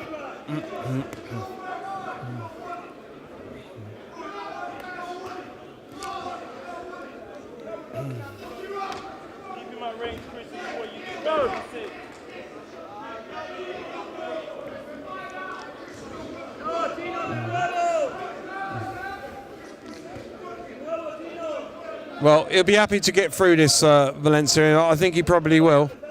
I can't see a stoppage, but you never know. You're only one punch away in boxing, and Kongo has got power. Lovely, as I said, that lovely right hand over the top. And he's now hunting for the body. I think he's going to try and go for it in the last minute here. But Valencia ties him up, and slowing him up with little clips on the inside to the body.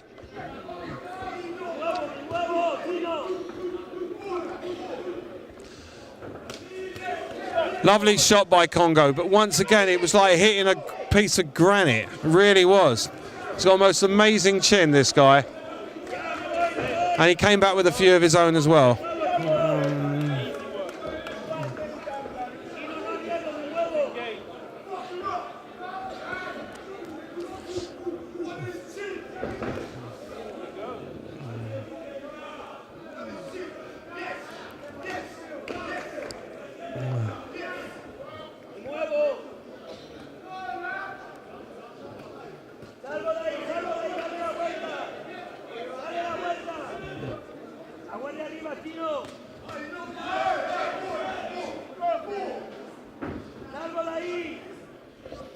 Well, we're tied up on the inside, and Valencia's tying Kongo up.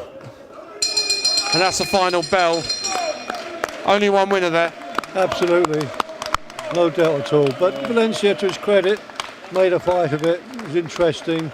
He was laughing, grinning, seemingly taking the punches with no problem at all.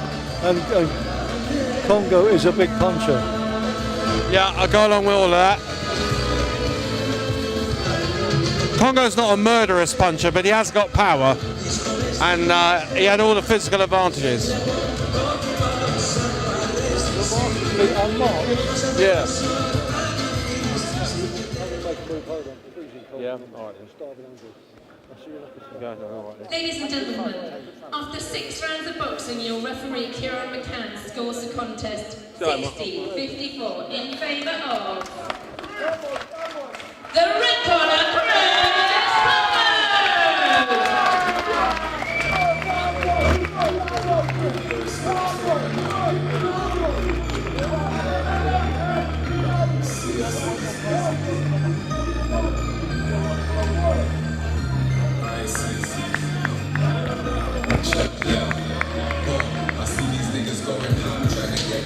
Ladies and gentlemen, next up tonight we have 6 rounds of boxing in the featherweight division.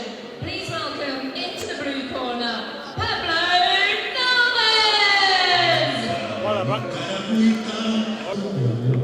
Este ramo de siempre viva siguen coches que hoy florecen magos. And please welcome into the red corner, the pirate, Valencia!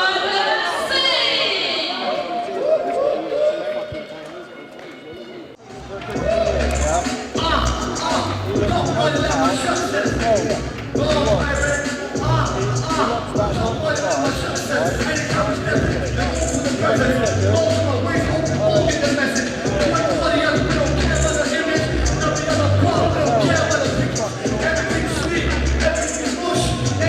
telling me about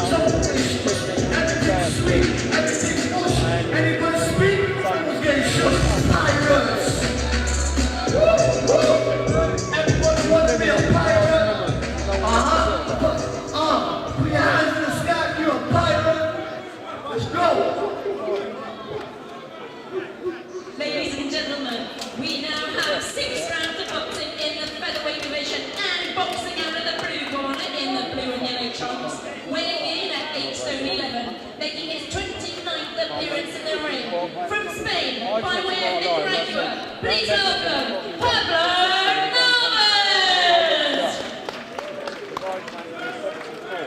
And boxing out of the red corner in the white shorts, weighing in at 9 stone 1, with a record of 5 wins. From Hayes, Middlesex, please welcome Foa, the Pirate Hussein!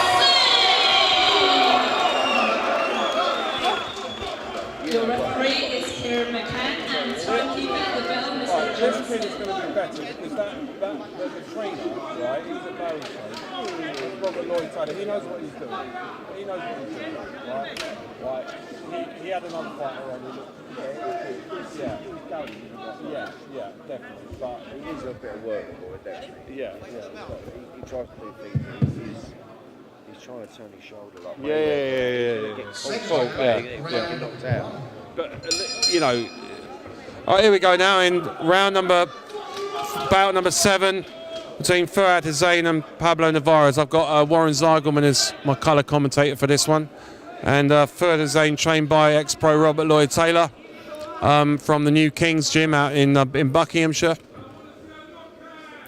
landing a snappy jab against a Mexican called Pablo Navarez. In fact, he looks remarkably similar to the last Mexican that boxed in the fight before.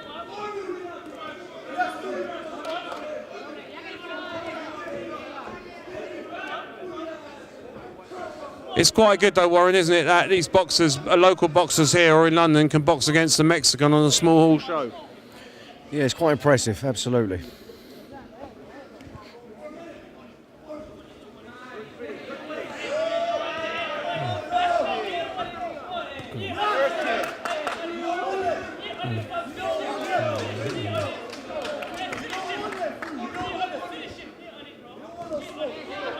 Well, people at ringside are shouting finish him, but at the moment Navarez isn't looking finished.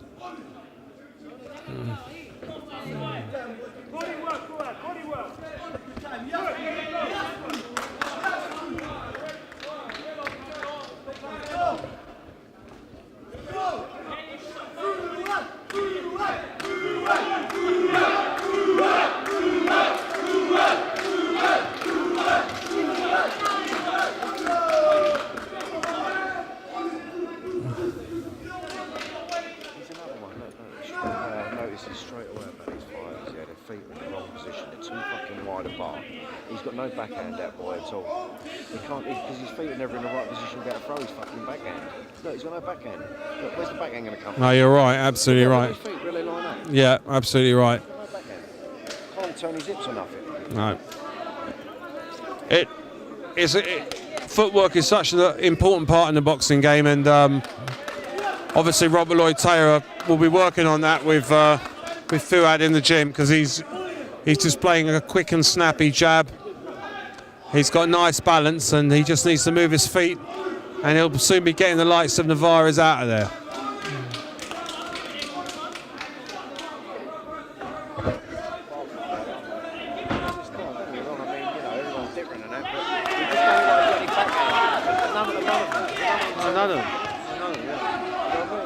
Well, Navarez is bumbling through here, and he landed a body shot up in close, but he's just here. He's a journeyman from Mexico. He's tough as hell, same as the last guy.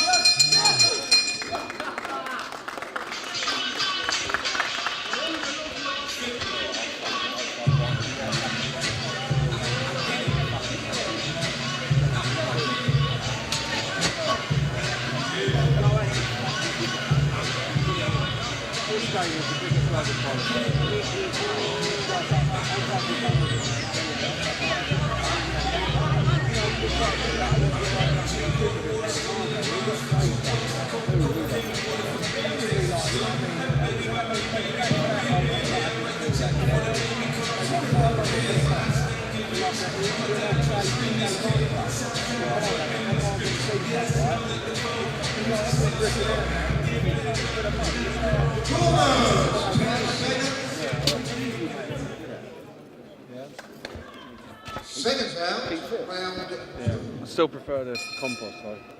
Much better. Here we go into the next round. It's round 3, and It's a real business. he's been nice and snappy for Zane, and he looks very focused. His eyes is always on the opponent, which is always a good sign. He seems very type of guy who'd be very dedicated to his craft, but he's up against a cagey old journeyman in Pablo Nevarez, who knows how to mess people around and fiddle his way through a fight. Let's see if Fuat Zane can get him out of there.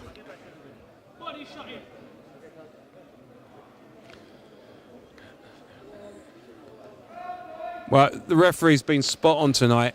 He really has been spot on, and he's warned the fighters constructively, and they've listened. There's been very little holding in any of the fights.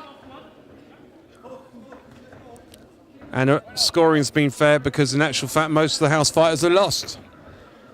So something must have been right with the scoring.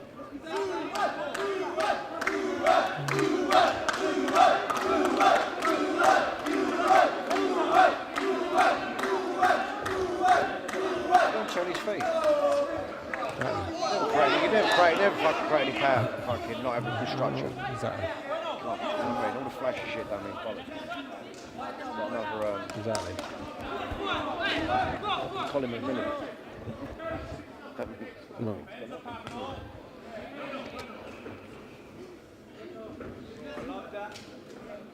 Well, Navarro's just not looking phased at all, and you know he's well schooled. He's well schooled, Fuat Zane. But I think perhaps sometimes you've got to display a little bit of less urgency and more clinical punching. He's a little bit too urgent for my liking, and I think that's yeah. He needs to slow down and relax, because he's just not getting the power in his punches that he could do.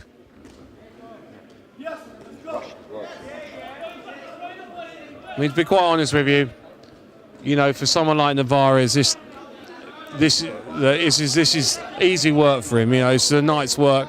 He'll pick up some money, get a points loss.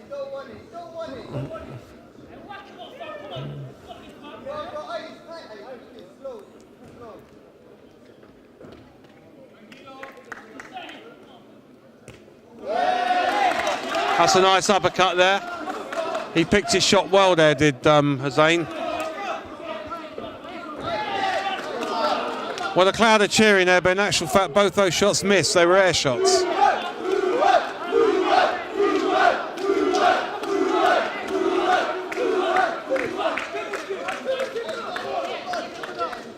Legs back in his front, quite uppercut.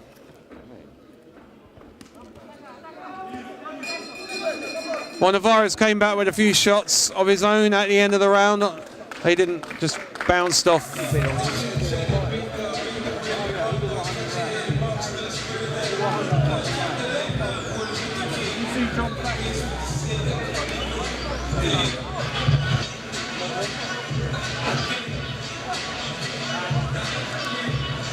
Look at most of these old fucking boxes, they're all washed up. I mean, really washed up. But again, it's fucking, you know, everyone spat around. Yeah, literally.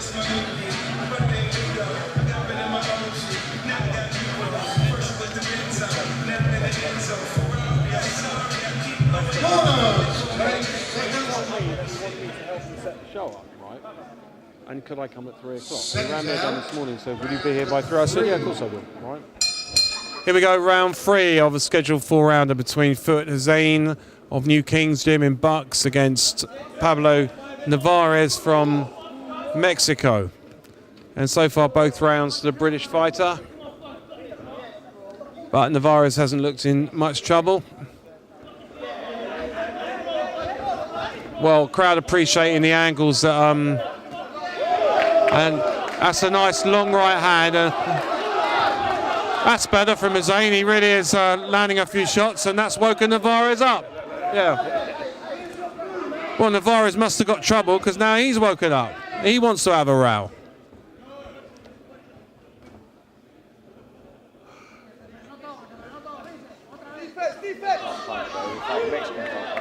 No, of course not.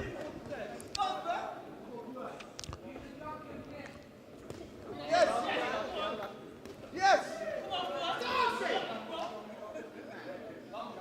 On the rocks! Right? I know. I know. It's like a carpenter who can't fucking hit. What exactly? What exactly? Well, exactly. Exactly. Well, it's like it's.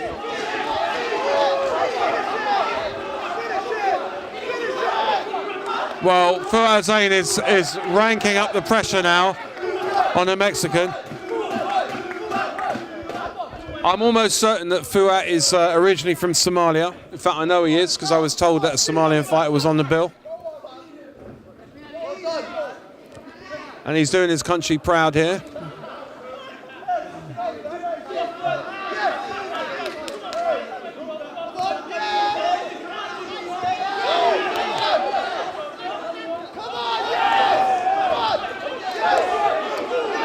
Well, he's getting really cocky now as Fuat Zain. He's convinced he's got this one in the bag.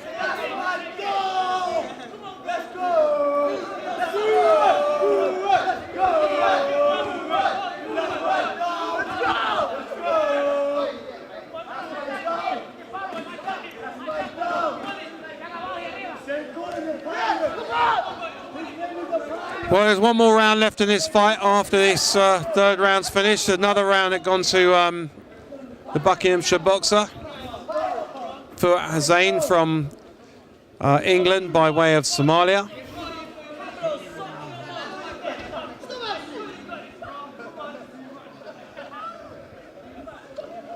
Well, the excellent referee, I haven't got his name.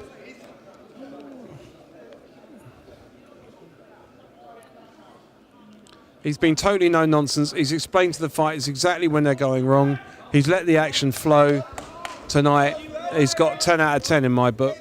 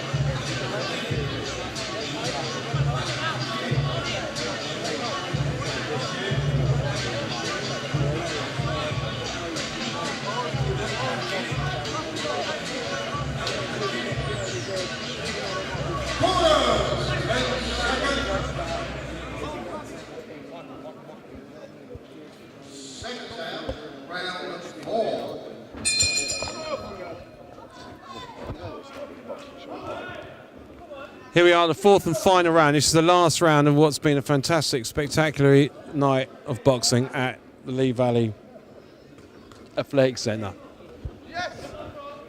And I really hope that Costas Evangelou will keep these shows running because they are a credit to the area and everything he's built up.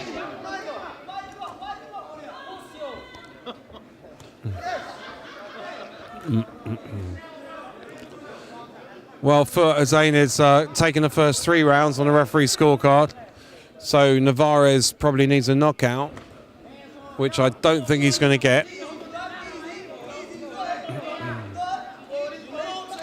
He's going to be needing a knockout, definitely, if he's going to win this one and take a win back to Mexico with him.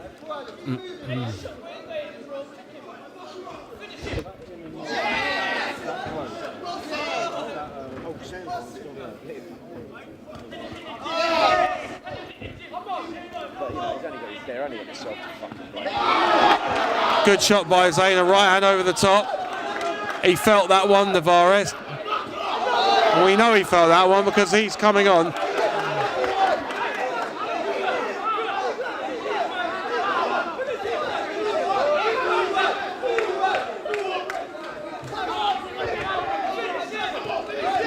Well, it's been a decent scrap in this last round, I must admit. And Hussein's supporters are on their feet. Well, Navarro's having a go here in the last round.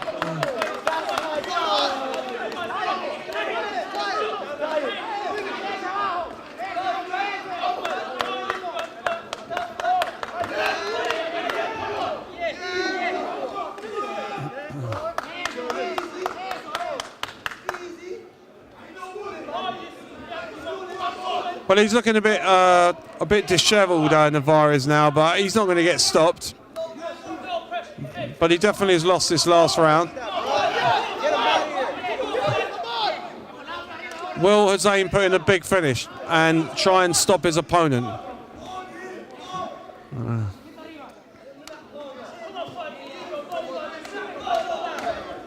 Where do you get these fucking Mexicans?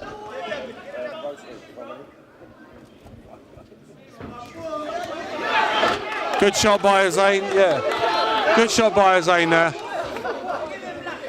And he showed intelligence, not getting too involved with Navarez, who's come alive a little bit in this last round.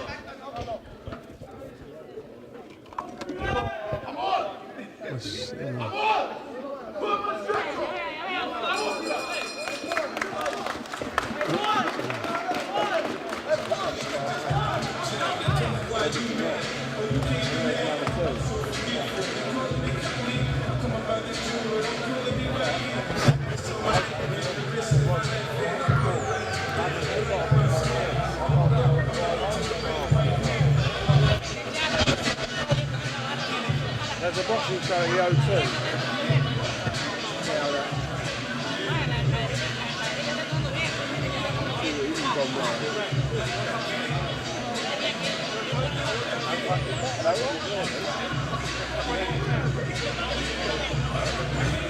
Let's see where this Pablo Navarez is ranked, yeah? No, in Mexico.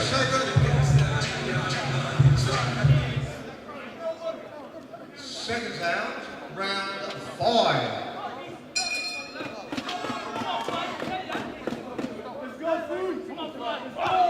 Here we go into round 5 of schedule 6.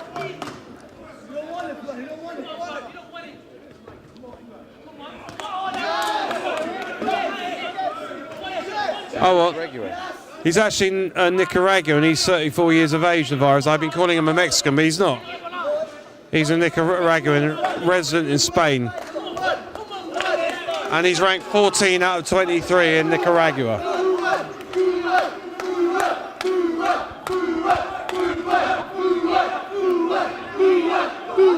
Let's go!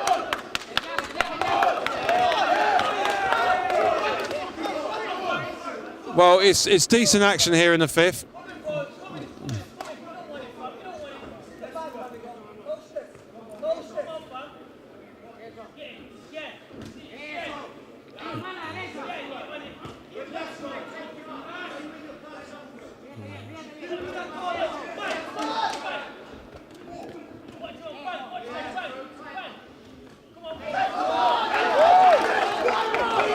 Well, he's planting his feet now, Hussein, and he landed a couple of good uppercuts on the inside there. I'd say he's pretty focused generally and obviously dedicated, well supported.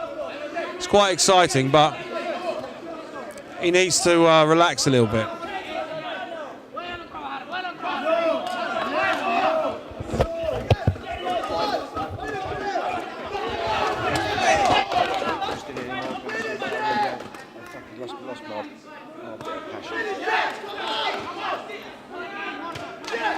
That's a great shot on it by Hussein. He landed a nice body uppercut.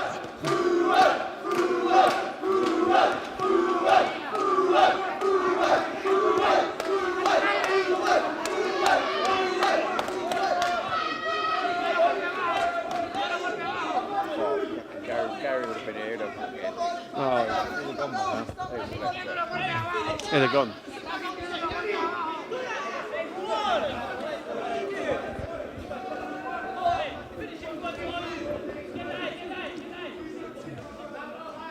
can't believe they can't get like 500-600 people around here. It's crazy, isn't it? 300. Is that near 300? Well, yeah, because because I counted the seats. It's only about 400 or 500 seats. So here we are in round 5 and of this scheduled 6 rounder.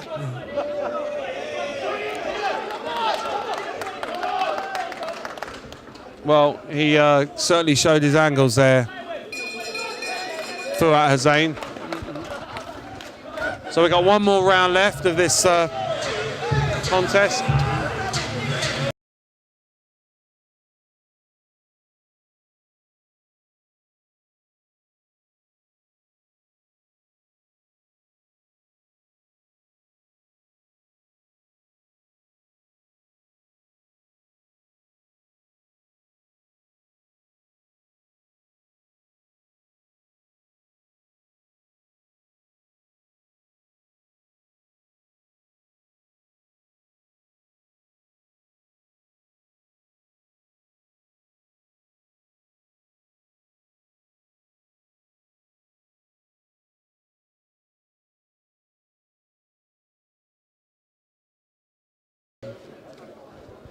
Seconds out, 6th and final round. Here we go into the final round of this contest. So it's been a sporting contest between Pablo Narvaez from Nicaragua. Sorry, I called him a Mexican. He's ranked 14 out of 23 in Nicaragua against Fuat Hussein from Robert Lloyd Taylor's gym, New Kings, originally from Somalia or Somalian ethnicities, very well supported. He showed very, very good dedication and focus. He's won every round so far. And if he can get his footwork and get his relaxation, he showed a nice variety of punches there. If he gets his footwork and his relaxation 100%, he could go a long way.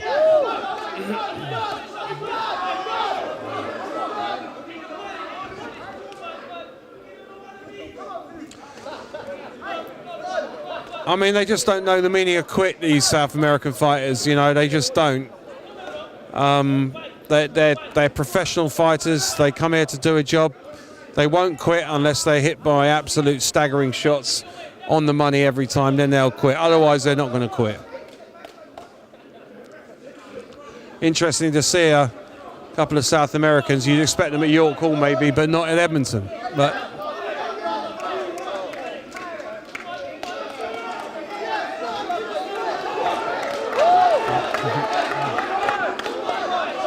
Go, boy. Come on. well, he's starting to let his hands go, and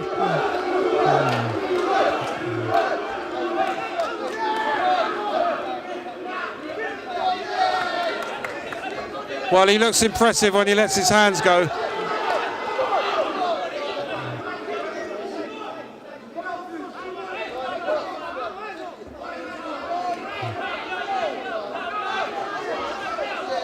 Well, Navarro's having a go here. He's got him trapped on the ropes and trying to land shots. It's making for an entertaining final round. Really is.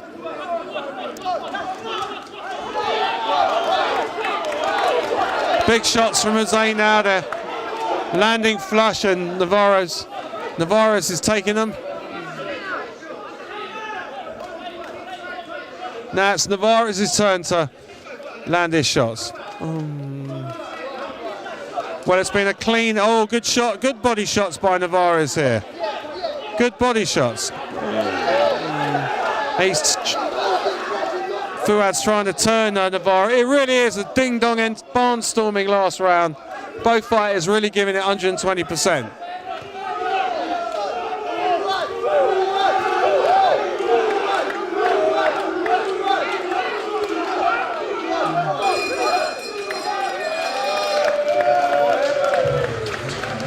And a sporting ending to a really good contest.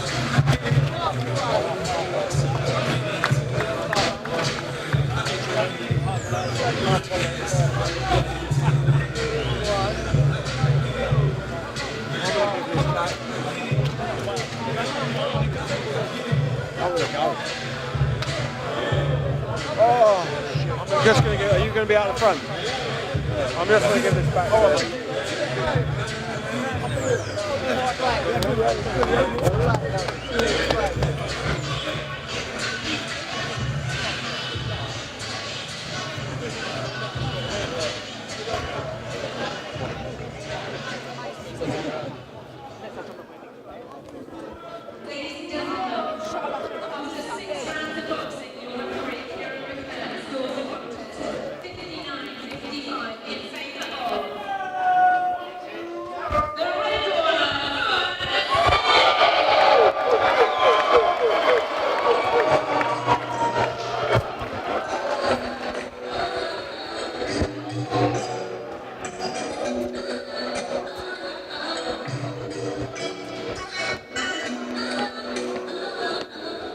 There you go.